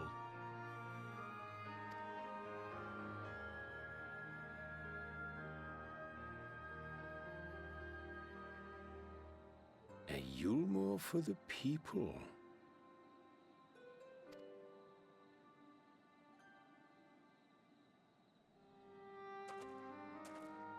I rather like the sound of that.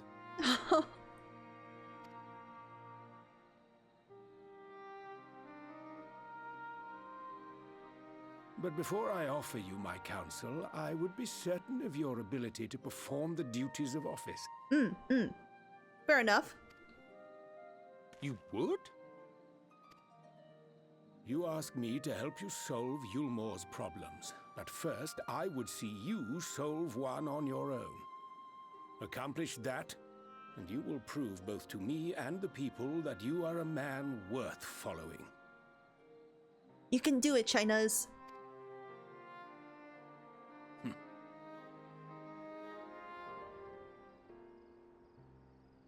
Ahem. Right then. Is there a particular issue you would have me resolve? You seem to have conducted an assessment of the problems Yulmore now faces. I assume you will agree, therefore, that the matter of dwindling food stores is most pressing. Ah, yes. Meal being neither a desirable nor less sustainable option, I assume alternative foodstuffs are now required to fill the void. And a man who hungers is not like to contribute much to society, save violence, perhaps. So tell me, how do you propose to solve this problem? Give me a satisfactory answer, and I will consider offering you my counsel.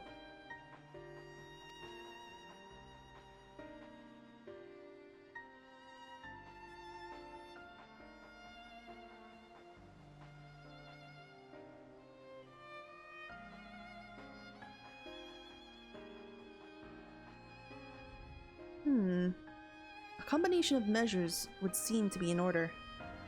One to address the immediate issue of supply, and another, that of production. Go on. For the present, Yulmore's coffers can be used to purchase food from our neighbors. This would afford us time to address the underlying problem that affects us all. The long-standing neglect of agriculture. The villages that once served as sources of trade of for foodstuffs must be repopulated. Their means of production restored. This assumes, of course, that we can rekindle relations with our neighbors, guarantee security and stability in the region, and most importantly, find people willing to leave the city and take up the rebuilding effort. My. Think of that all by yourself, did you? Well, yes. It began as a rather abstracted plan I drafted some time ago, after speaking with the peoples of Yulmore in nearby settlements.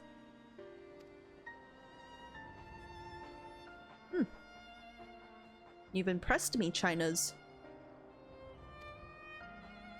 I have? Well, that is a relief. Oh, you haven't secured my support just yet. Only my attention. Grand plans will not be enough to persuade the masses.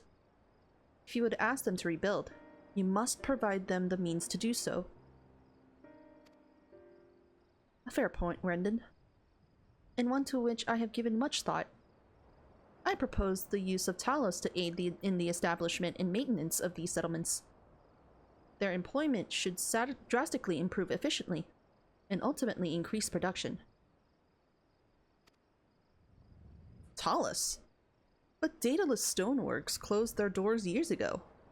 Without a ready supply of the necessary equipment, the people would starve before our plans could be put into effect. Well, as the heir to Daedalus Stoneworks, it just so happens that the Talos are my field of expertise. And with a little help, I'm quite certain we can acquire what we need in no time at all.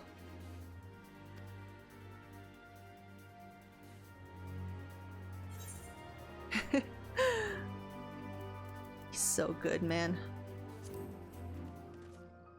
Rendon is quite right. Building Talos from scratch would require time we simply do not have. Which is why I propose to make use of the long-abandoned Talos which wander the wilds of Colusia. They will need to be deactivated, of course, and if memory serves, the tools required to do so should still be at top rung. Come with me.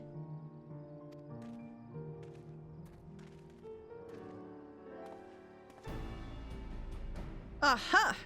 The old memory hasn't let me down. This chest contains canisters filled with dastardly potent of insulating powder capable of halting the flow of ether in the Talos. We need only to get within throwing distance of one and let it fly. thus disabling them without damaging them. Ingenious. An old trick of the trade, nothing more. Once disabled, it should be a simple enough matter to get them to march to Yulmore. More extensive repairs can wait. Ordinarily, this is where I would ask you to run along and do the deed. But as I've said before, it's high time we learn to stand our own 2 feet. Thankfully, throwing canisters is something even I should be able to manage. Come off it, Master Chai! Even if the Talos ain't a threat, there's 101 other things about there waiting to make a meal out of you. That's as may be, Kaishir, but Rendon tasked me with solving this problem, and I will not sit idly by while others risk everything to see my harebrained schemes realized. Not this time. Which is to say, the mere thought of it doesn't fill me with dread. Truth be told, I can't feel my legs. But if I'm to prove I'm a man worth following, I must lead by example. Well said, Master Chai.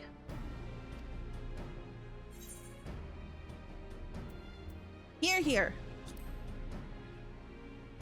I believe in you. Yes, well, it should go without saying that I have no intention of dying for this. I've always preferred living to see the fruits of my labors. And to make sure I do, I will require your help. It is as Kaishir says. These lands are dangerous if one is not careful. I would ask that to use my spyglass to look out for any beasts that could get in the way of my work. I will also need you to alert me when it is safe to subdue the Talos. Understood? Oh boy. Okay, so it's gonna be a minigame. Right, nothing to worry about. Just a simple matter of sneaking up on the Talos while avoiding the slavering. Bloodthirsty beasts lurking behind every rock. Child's play. When you're ready, let us begin. There's little point in us shouting instructions. Keep him safe, Nemu.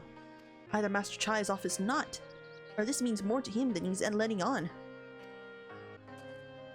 When first he arrived, I could barely hear him over knocking on his knees.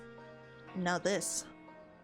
I'm not sure what's gotten into him, but whatever it is, I like it.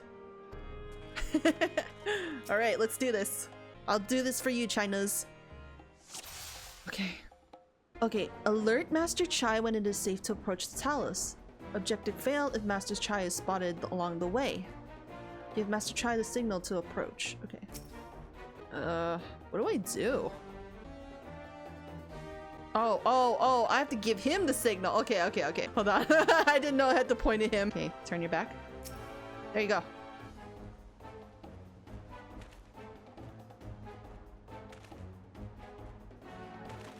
You got this! Yeah! I did it? I did it!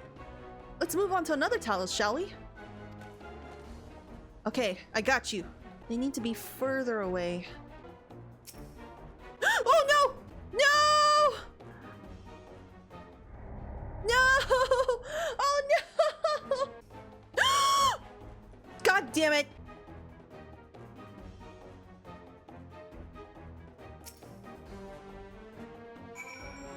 Okay, there you go. I see it, yeah. Boom! Dead! I do believe I'm getting the hang of this.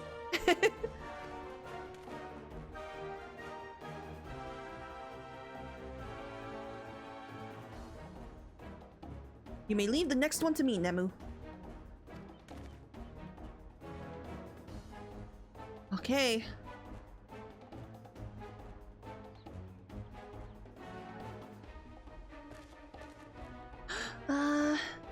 Careful.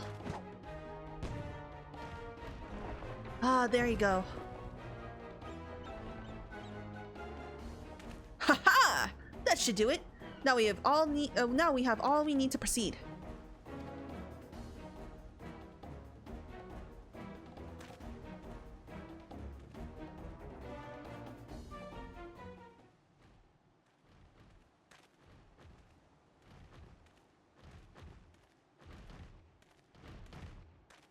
Hey!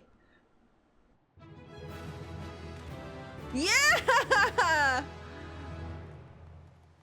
Dun, dun, dun, dun, dun, dun, dun. It would seem I misjudged, Master Chai. There may yet be hope for Yulmore. A friend returned with nary a scratch. Well done. Yeah, let's pretend the mistakes I did didn't happen. Blimey. Thought my heart was going to stop for a moment. Make that a couple of moments.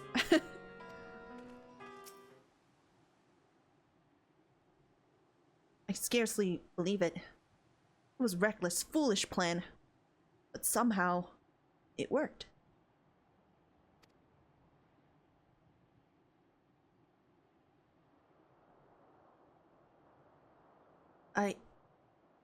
I did it. He did.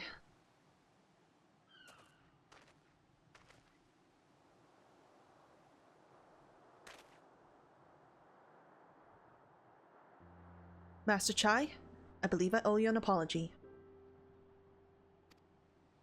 Your plan to replenish Yulmore's food stores showed forethought and sound judgment. What's more, it is plain your time in Daedalus Stoneworks has equipped you to lead, as evidenced by the extraordinary company you keep. You, sir, are more than qualified to be the next mayor of Yulmore. Yes, the mayor! I thank you for your vote of confidence. The fact remains, I am wholly ignorant of the world of politics. Which is why I would ask you to join me and grant Yulmore the benefit of your counsel. I would be honored.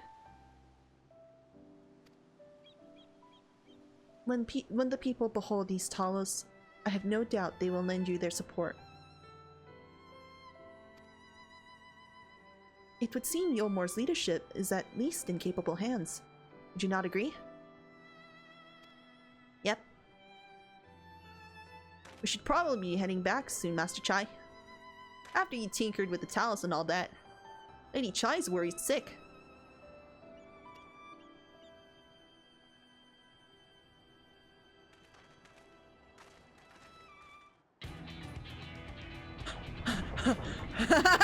Yeah!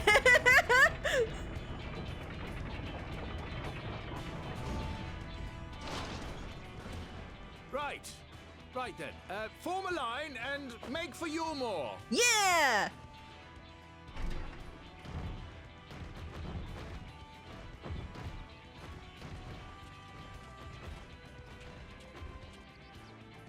Oh, this is so cool.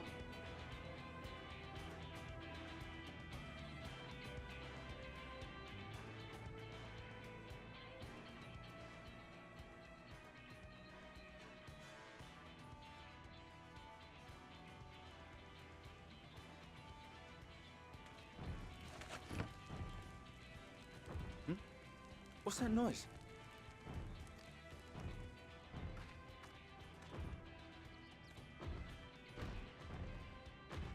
Wicked White! Runaway Talos! No, no, no, no, no, no. Call the guard! No, no, no, no!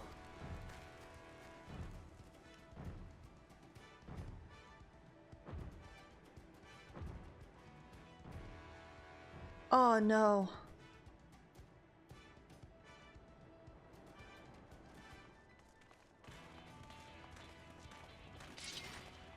No, please.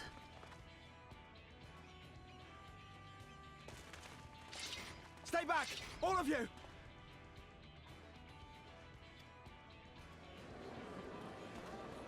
Oh, Dulia!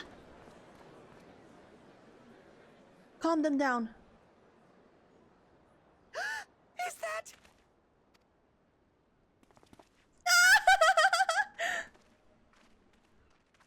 Darling, you're back.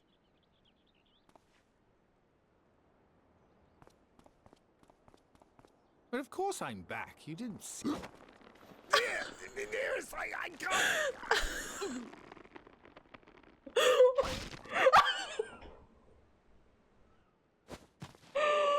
Oh my god!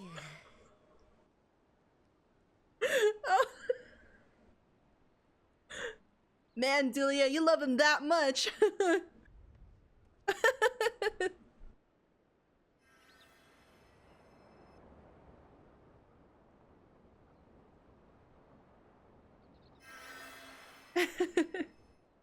Oh, thank you. I'm sorry, my darling. It's just the sight of you filled me with such joy, I couldn't help myself. Oh. Oh, no, it's all right, dear. I should have just come out and said what it was I was intending, instead of entrusting the task to a hastily scribbled letter. Does that mean you'll do it? Yes. Yes. Well, I'm here, aren't I? I mean, not that my absence signified any unwillingness, you understand? Oh, no, naught could be further from the truth. I only left to enlist the aid of the former mayor's senior advisor. And now that I have it, I believe I am ready to take office. Yes. Oh, how wonderful! Ysayeau's in good hands.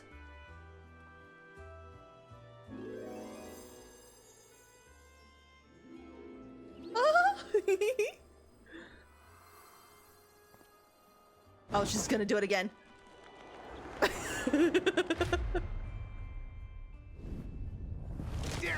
Please. Oh, so adorable.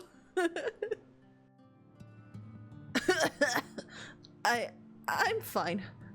I just need a moment. Thank you again for finding my husband. I confessed, I was not expecting you to return with to be quite so grand. That dear sweet man. He's going to make the most wonderful mayor. I just know it. I dare say, the future of Ysayeau has never looked brighter. I agree. Sorry I wasn't much help. Still, seeing Master Chai go after the Talos was something, eh? Inspiring stuff. Hey, you went out of your way to go find us. I'm really glad we can help. That was quite a reception. One Master Chai will struggle to forget.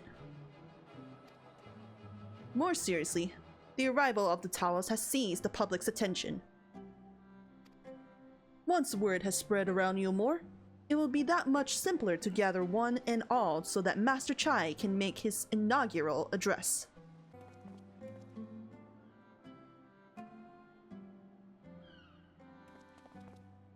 No need to fret, Nemu.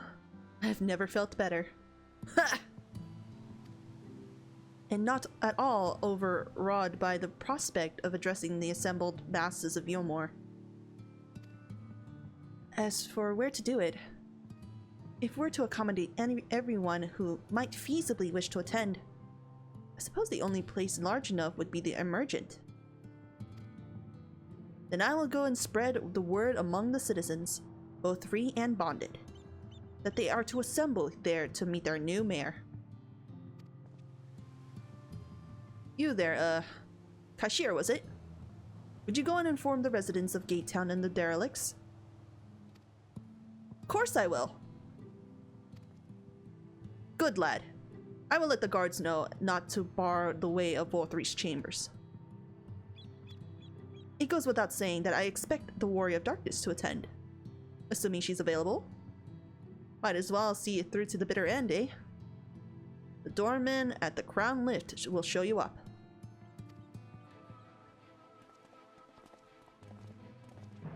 Yay! We get to see his inaugural address! Ah yes, Master Chai told us to expect you. The Emergent is already filling up with people of all persuasions, free and bonded, citizens and non-citizens. But for you, our guest of honor, we have reserved a place at the front. Right this way, miss. Oh, yay!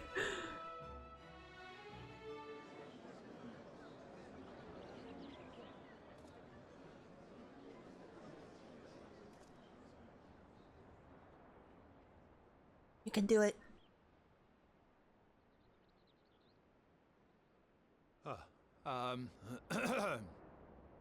You got this.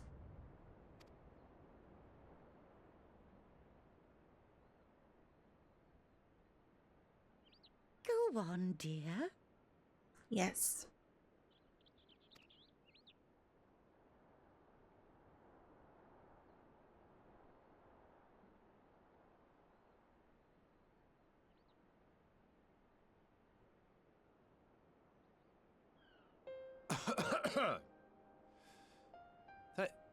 Thank you all for gathering here today.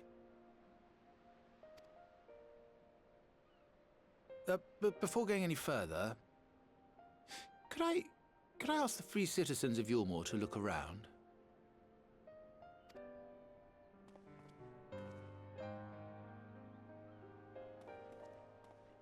"'Tis a sight none of us would ever have seen under Lord Forthry's rule.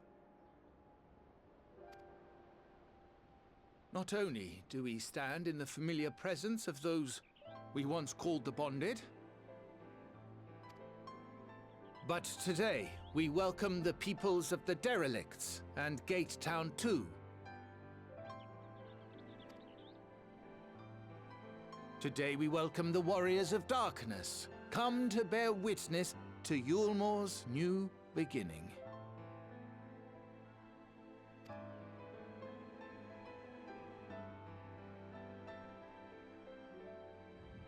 As you know, an election was recently held, at the end of which I had the honor of being chosen to succeed Lord Forthry. You place great faith in me, and I promise to do my utmost to live up to your expectations, and I will seek always to carry out the duties of this office with integrity and fairness.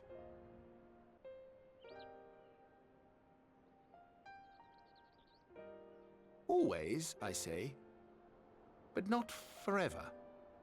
Let it be known that I do not intend to hold this post indefinitely. I consider myself but an acting mayor, who will serve only for the interim, while Yulmore is reshaped according to a new set of values. I see.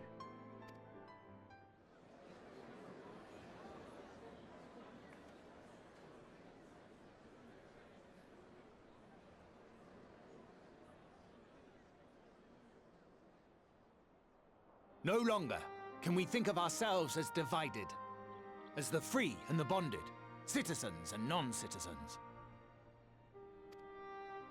The systems put in place by Lord Forthry must be undone. But even as we tear down the old, we must give thought to the new, to what manner of nation Yulmore should become. Whatever the answer may be, it cannot be decided by one man alone. And so I propose that an open forum be held, that we might all discuss how best to strive towards a better future. However, there can be no talk of the morrow unless we first address the issues of today.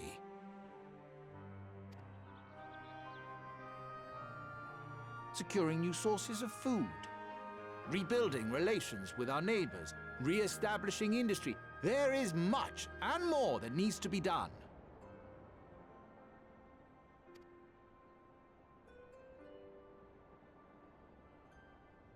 Too much for a mere man of business. And so I pledge instead to do everything in my power to ensure our city's security and stability while we all work together to see these problems solved. The road before us will not be easy, and I know full well how daunting the prospect of honest labor may seem to some of you. But we must accept the reality of our circumstances. We must move forward.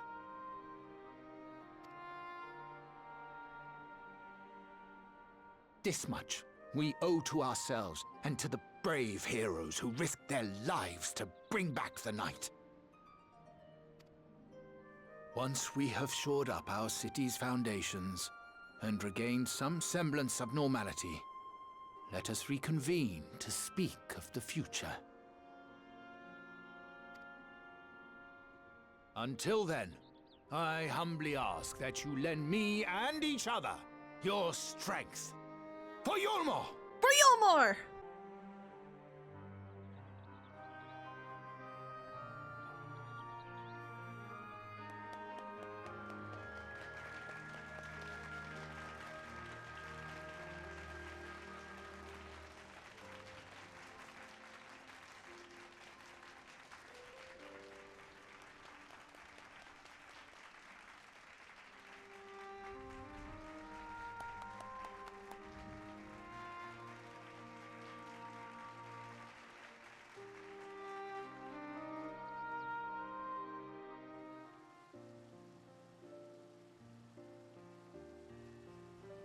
That was a fine speech, Master Chai. I believe your words stirred every soul in attendance. Oh, stirred them to action, I hope. If I have learned anything from all this, it is that change begins with the individual.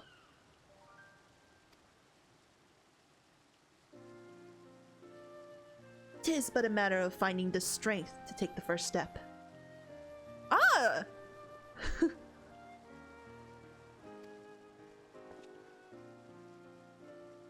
Assuming my fellow Yomorns can, it shall be my honor and privilege to help them walk this road we have chosen. But we must not forget the individuals who made all of these changes possible.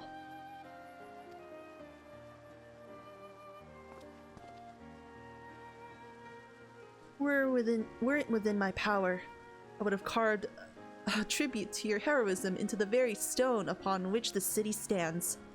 Oh, you don't have to, man.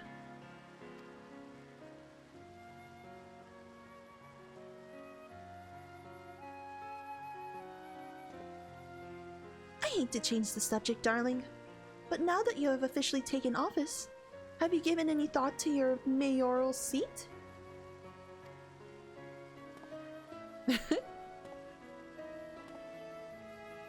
We will not be moving into the Emergent, dearest. It's too big, for one thing, and too far from the people for another. We will retain our current residence, and I will govern here in the parlor.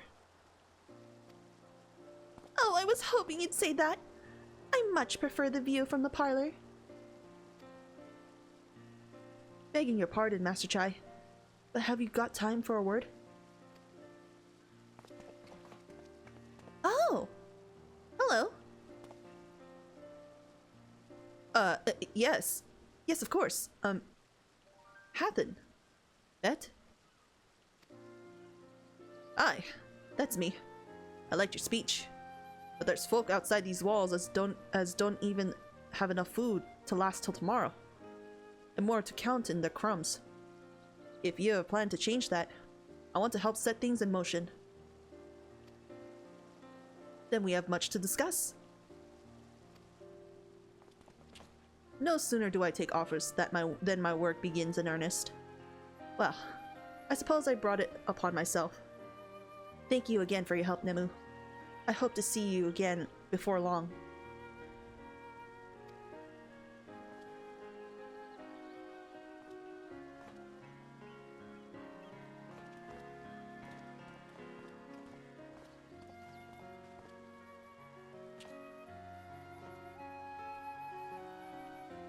What a day. I don't know what it means exactly, but I do know I've got plenty to think about.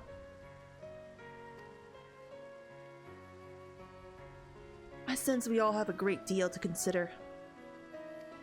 I had resolved to remain here until such time as Yulmore's future was secured, but it is clear to me now that the city is in capable hands. I agree. I have every confidence they will find their way, and I believe it is time we went on ours.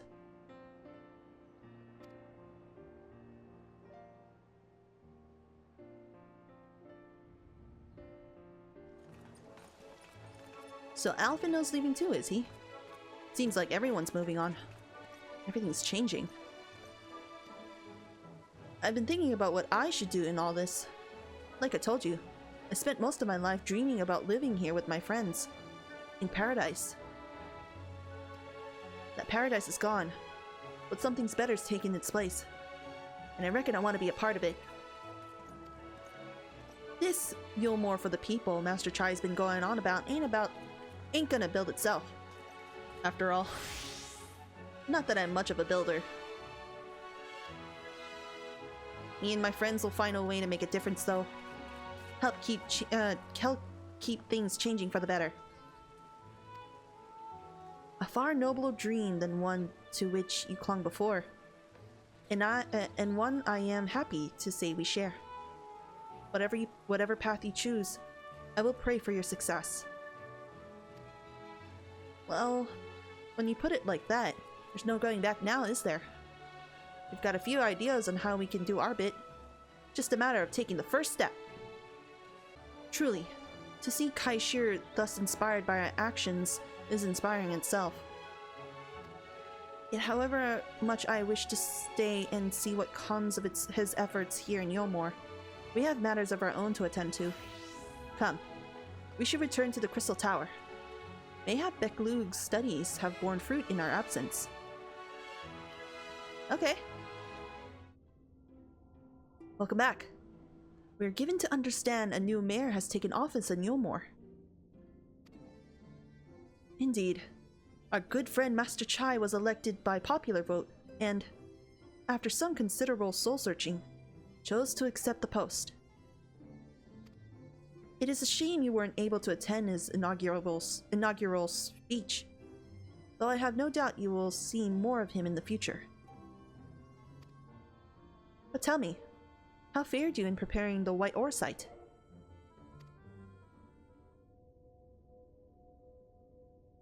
Our work did not proceed quite as expected. Oh! In your absence, we had a frank discussion on the principles of soul transference, and concluded at length that White Ore site was ill-suited for our purposes. Oh shit! But Urianger, did you not say that, compared to the massy soul of an Ascian, the stone could house one of ours with ease? That I did. And armed as we are with Beklug's invaluable insight, 'twould indeed prove a trifling matter. Were we to disregard the inviolable link twixt mind and soul. A link which would, we did blatantly realize, be weakened most perilously in the process of rendering our souls dormant, as Orosight both doth require. Thus, the shedding of these freshly simulacra, and the surfeit of ether which compriseth them, would in all likelihood deprive us of our psyches as well.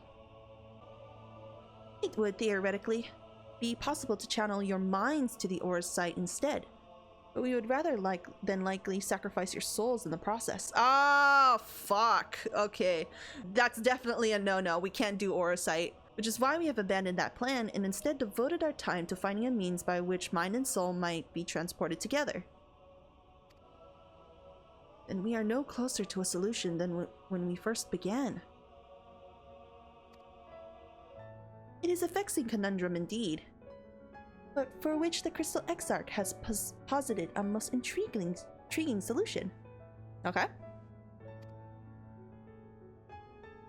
When our discussions turn to the transference of memories in the psyche, I can help be reminded of a technique of which I have a personal experience. Nemu, do you recall what we learned of my eyes from our encounter with Doga and Une?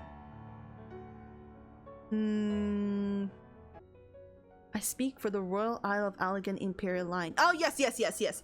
Gifted to my forebears through the blood and memories of the ancient Allegans. It is by this gift that I am able to control the Crystal Tower. Yes.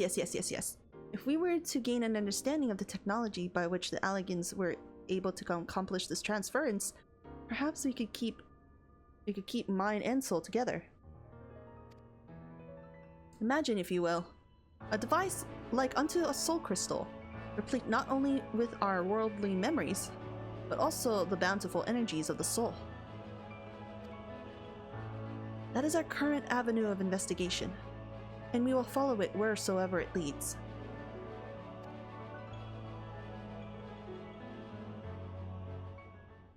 While we were thus engaged, I think it's best that Nemu return to the source and inform Kryl and the others of our findings. Agreed. I imagine Tataru would be relieved to hear we made progress of the sort. And I would beg leave to relay our findings to unto Thancred and Reen, and to assist where I may in their investigation of the empty. Yes, please do. Should we have need of your counsel, we will not hesitate to summon you.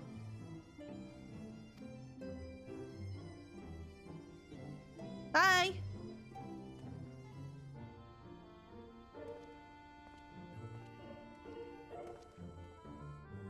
Give our regards to Tataru, won't you? Yes, of course. Goodbye, guys. Mark my words, Nemu. We will unlock the secrets of the Allegan Eye and see the others returned home. Yes. There was a time when I thought these eyes a curse, you know, for what they have enabled me to do, and what they may yet make possible. I see now that they are a blessing.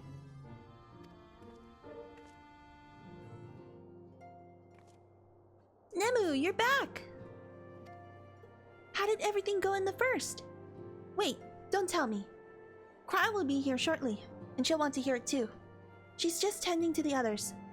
Their bodies, I mean. Gods, I don't think I'll ever get used to saying that. Anyway, you can tell us everything the moment she gets here. Upon speaking with Tataru, several cutscenes when playing sequence. Okay. It is recommended that you set aside sufficient time to view these cutscenes in their entirety. Okay, let's do it.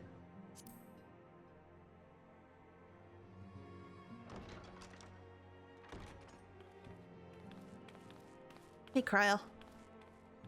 Sorry to keep you waiting. No worries.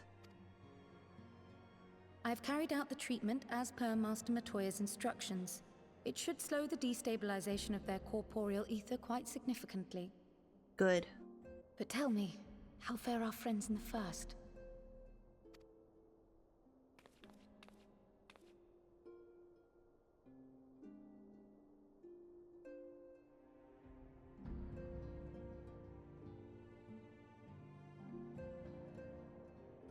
So this Becklug's the first to lead an authority on soulcraft, are they?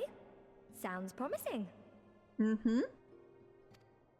And Urianger's proffered solution of white auracite is rather ingenious now that I think of it. Well, while they press on with their preparations, you may rest assured we will continue to do our part here. Did you ever get back to Estinian? Oh, you're back. Estinian! Ah!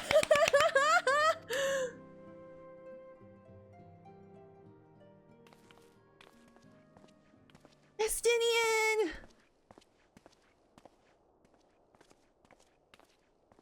Where's Gaius? And none the worse for wear, I see. It's so good to like meet you face to face now. It's been a long time since like Heaven's Ward. Good to see you. Estinian! Oh, thank the gods! We've been worried sick. Did you lose your link pearl or something? The situation in Garlemald has become more complicated. I was making my escape from the capital when I ran into one of yours, Ryol. He thought it best we come straight here. What happened to Gaius? Please tell me! More complicated how?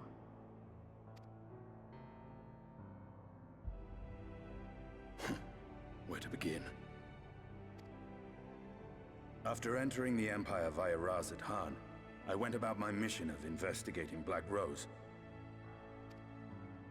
It was then, inside a provincial factory, that I encountered the one who styles himself Shadow Hunter. Gaius Baelsar. Our goals being apparently aligned, we joined forces and ventured on into the heart of the capital, to the very Imperial Palace itself. There, we found a man whom all assumed dead. Fucking Xenos. Yeah. But his soul lives on, and he has wrested back his flesh. Xenos Ye Galvas.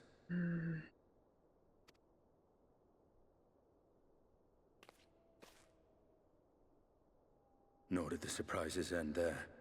For no sooner had we arrived than he murdered his sire in cold blood. The Emperor is dead. RIP! This sent Gaius into a rage, and he charged in, blade drawn.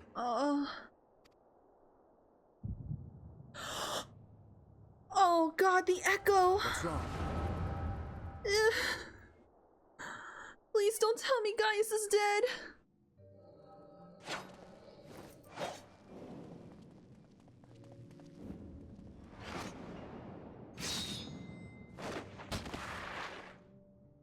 Oh, thank God.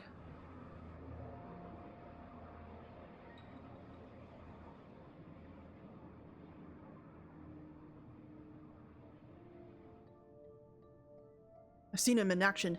His body, at least. You will not best him alone. Nay, death will not come easily to that thing. If you would join me, then by all means. But what good it will do?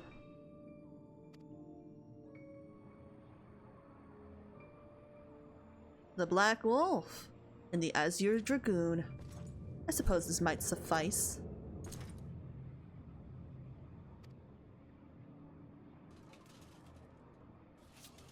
Damn. Come then.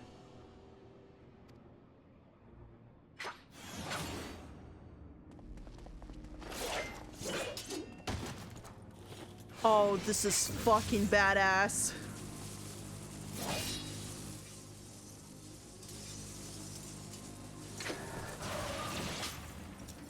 Oh!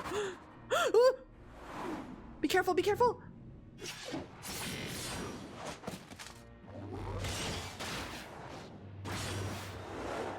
Combo attack? What?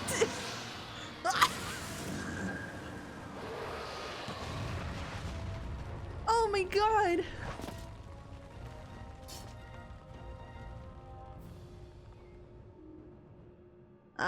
The simple pleasure of one's own flesh. Truly there is no place like home. Abomination. Whatever he is, Nemu was barely a match for him. If we stay here much longer... Emperor Vars, your radiance, are you alright? Uh-oh. Oh no. He's gonna frame him. We make wherever welcome. Shit. They're gonna blame Gaius. Your radiance, no! Must even the most middling of sport be spoiled? The world conspires to bore me.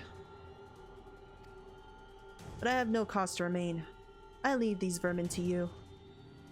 The way that they're positioning themselves, they made it seem like Gaius and Estinian killed the Emperor. God damn. Xenos! Oh, that's already fucking mysterious. Very sus. Well, any bright ideas?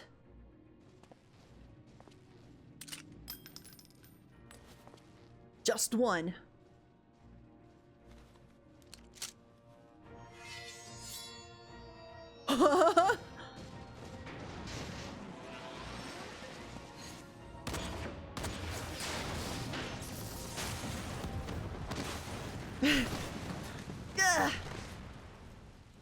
Gaius, you're so badass.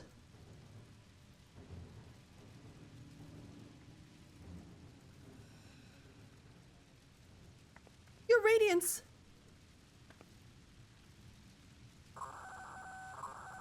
The intruders have taken flight. I repeat, the intruders have taken flight. Deploy all available Magitech armor. We cannot let them escape.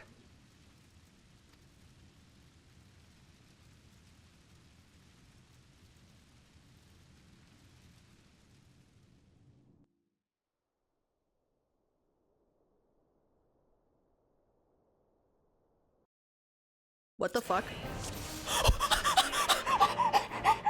Oh my god! Oh shit! Estinian! Oh no! I didn't have time to react! Oh no! The Black Wolf is among the intruders. Deploy the Magitech armor. Oh my god! I can't believe I'm playing as Estinian! Ugh, there's no end! You won't escape, guys Valzar. Oh shit, it's that lady. You will pay for your crimes, traitor.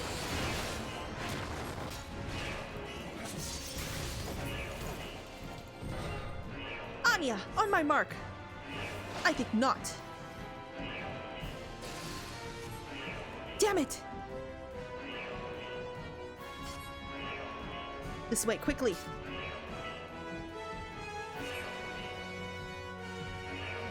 This is so cool. I can't believe I'm playing as Estinian. We'll make ourselves easy marks by moving together. I suggest we split up. Alright then. I'll take the low road, so to speak. I will see you outside. Stay safe.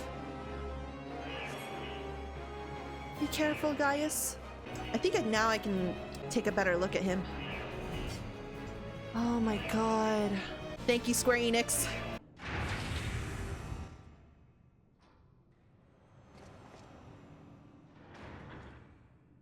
Well, well, someone's been busy. Oh shit. What the fuck?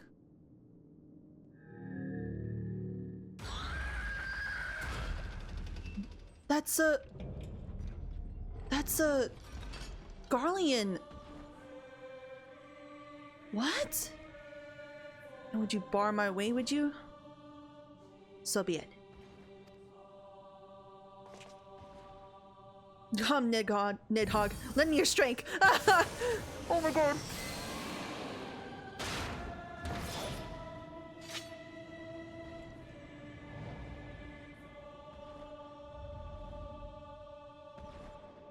That's really strange.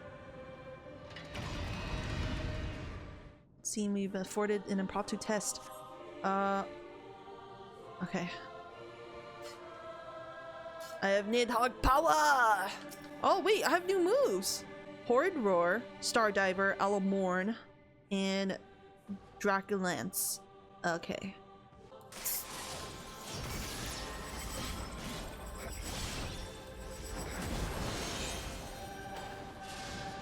Oh, I have no idea what that is. Damn, I can use Stardiver whenever I want! You haven't much time. I said ready to battle data, damn you. Okay. Now... Oh. Sample 14, that's funny.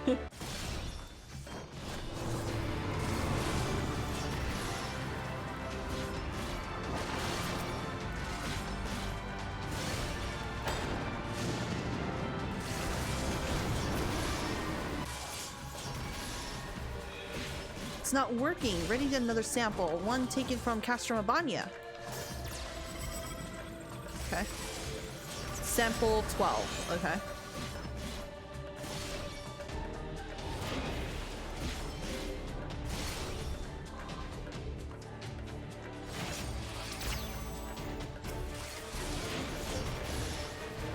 Increase generator output to maximum. Activate Magic Tech Field full power.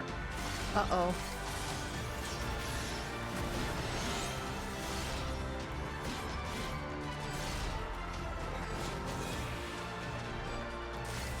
It works, it works. Ha ha ha. Arch Ultima is unstoppable. Unstoppable? We'll see about that. Okay. Unleash the wrath of Nidhogg upon the Garleans.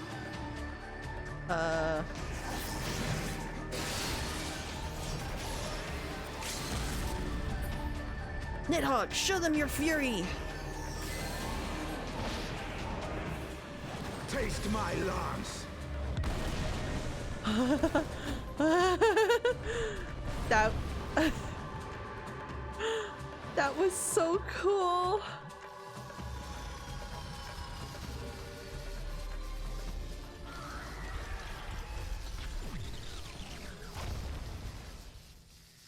Oh, wow.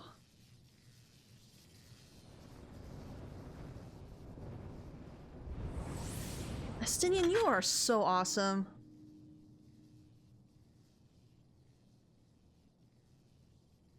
Garleans and their machina. Now, where are you guys? Yeah, you noticed that too, huh? Okay.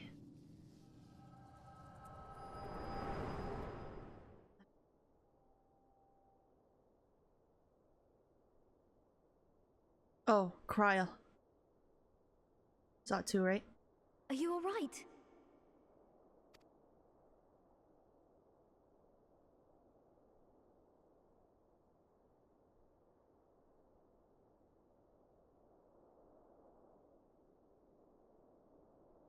Peer into my past, did you?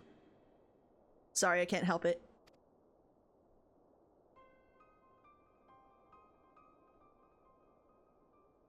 Well, I didn't quite relive the experience as you did, but I bore witness to it all. Mm-hmm. I'm still not sure what I think of this gift of yours, but no matter. Our confrontation was cut short when the Imperial Guard arrived. It was then that Xenos took his leave, citing boredom. To think their research into the Echo could bear such fruit. Escaping death, jumping from one body to the next, and returning to his own after all this time. He is an Ascian in all but name. Mm-hmm.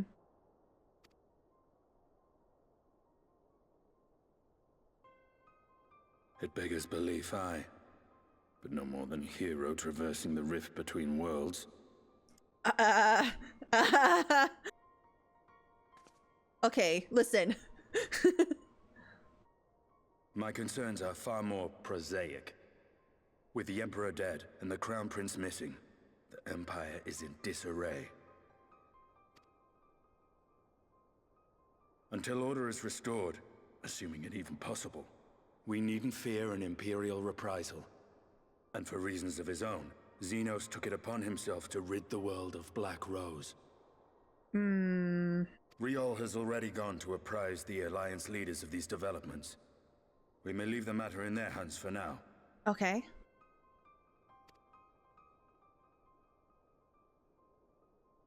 Then perhaps we have seen the last of the fighting at Gimlet. Though, if it comes to civil war, I cannot help but fear for the provinces. That's true. He could be caught in the middle of it. Ah, I'd nearly forgotten to ask. What became of Gaius? Did he not escape with you? That he did. But we parted ways shortly after leaving Garlemald.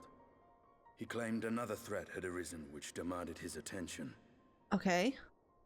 He didn't elaborate, but the absence of some device or other in the capital gave him reason to believe they're planning something. Okay. Lest you worry. I believe he has well and truly shed the Black Wolf's pelt. Conquest is no longer his objective. We may safely leave him to his own devices. Good. Good, good. Well, it's nice to have one less foe to worry about, even if we do have a mysterious new threat to look out for instead. Speaking of which, I'll see that Riol and our shinobi are made aware. Though we still know next to nothing, it can't hurt to be vigilant.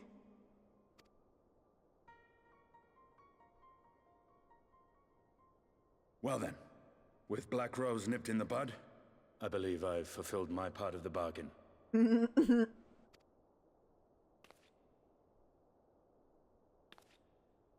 That's true, but with the Archon still slumbering away, we were hoping you might agree to stay with us for a little bit longer.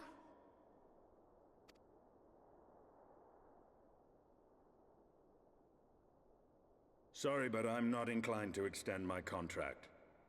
Gaius isn't the only one with business to attend to. I see. Thank you for your help then, Estinian. I see why Alphino admires you so.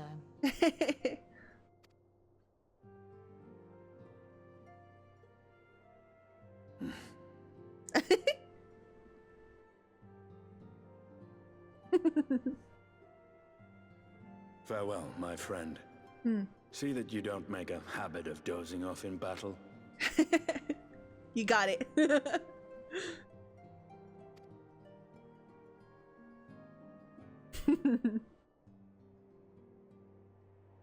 See you again.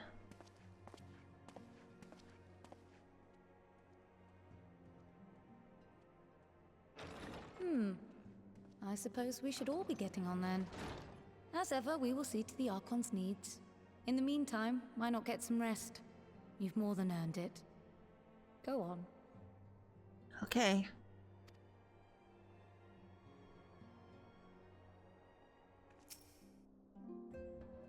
Though they have yet to find a workable solution, Y'shtola and the others are making progress, and we cannot risk for more than that. You must be shattered after all that hopping back and forth between worlds. Why not stay here and rest for a while? I'm sure Bekalu can manage without you. They've got enough science to help them, if you ask me. Okay.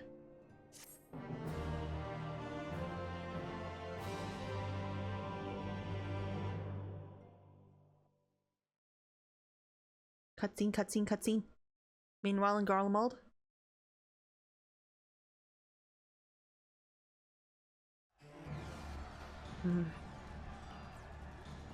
Oh no.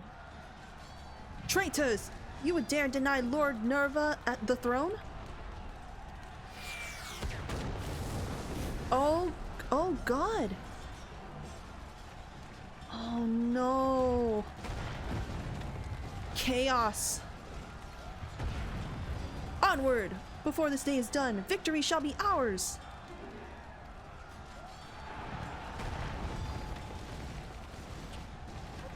They're all fighting for the crown now, I guess. Holy shit. Oh, it's fucking Xenos.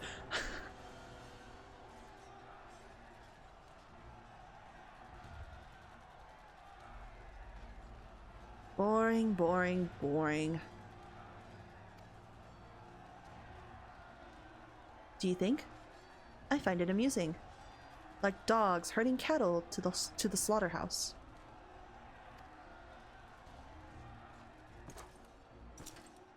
Huh? Wait a minute.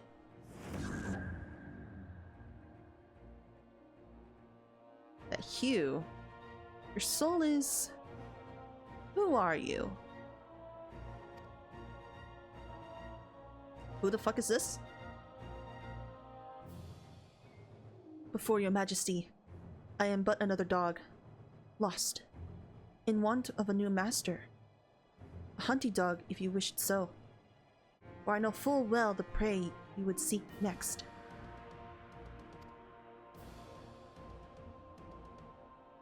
Zodiark.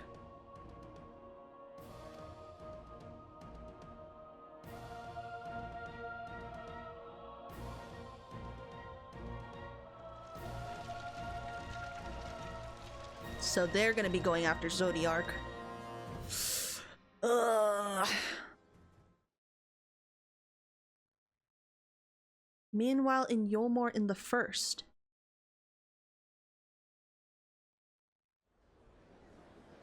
Hey.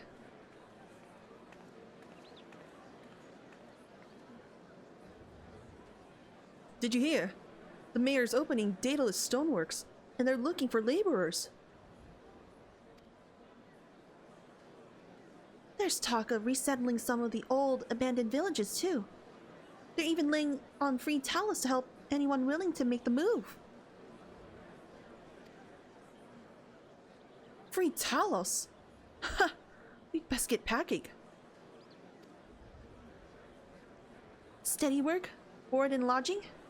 If that's not a recipe for hope, I don't know what is. But shit.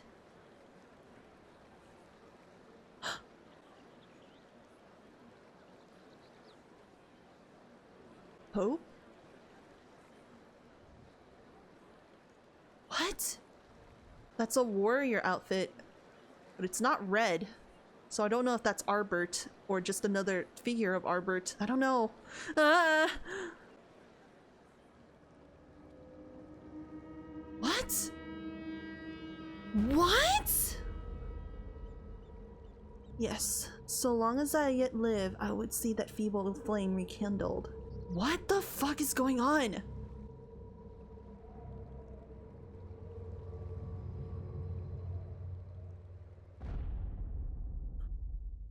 It is my destiny to see our dream fulfilled.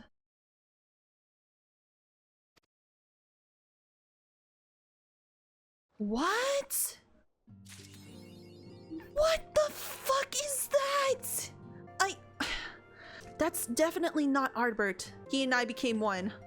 He and Nemu became one. So that can't be him. Is someone using his body then? And I don't know what's gonna happen in 5.2. That's the road that we're gonna go next, I think. Oh my god. I think that's it. Thank you guys so much for watching this video, and I'll see you in the next one. Bye!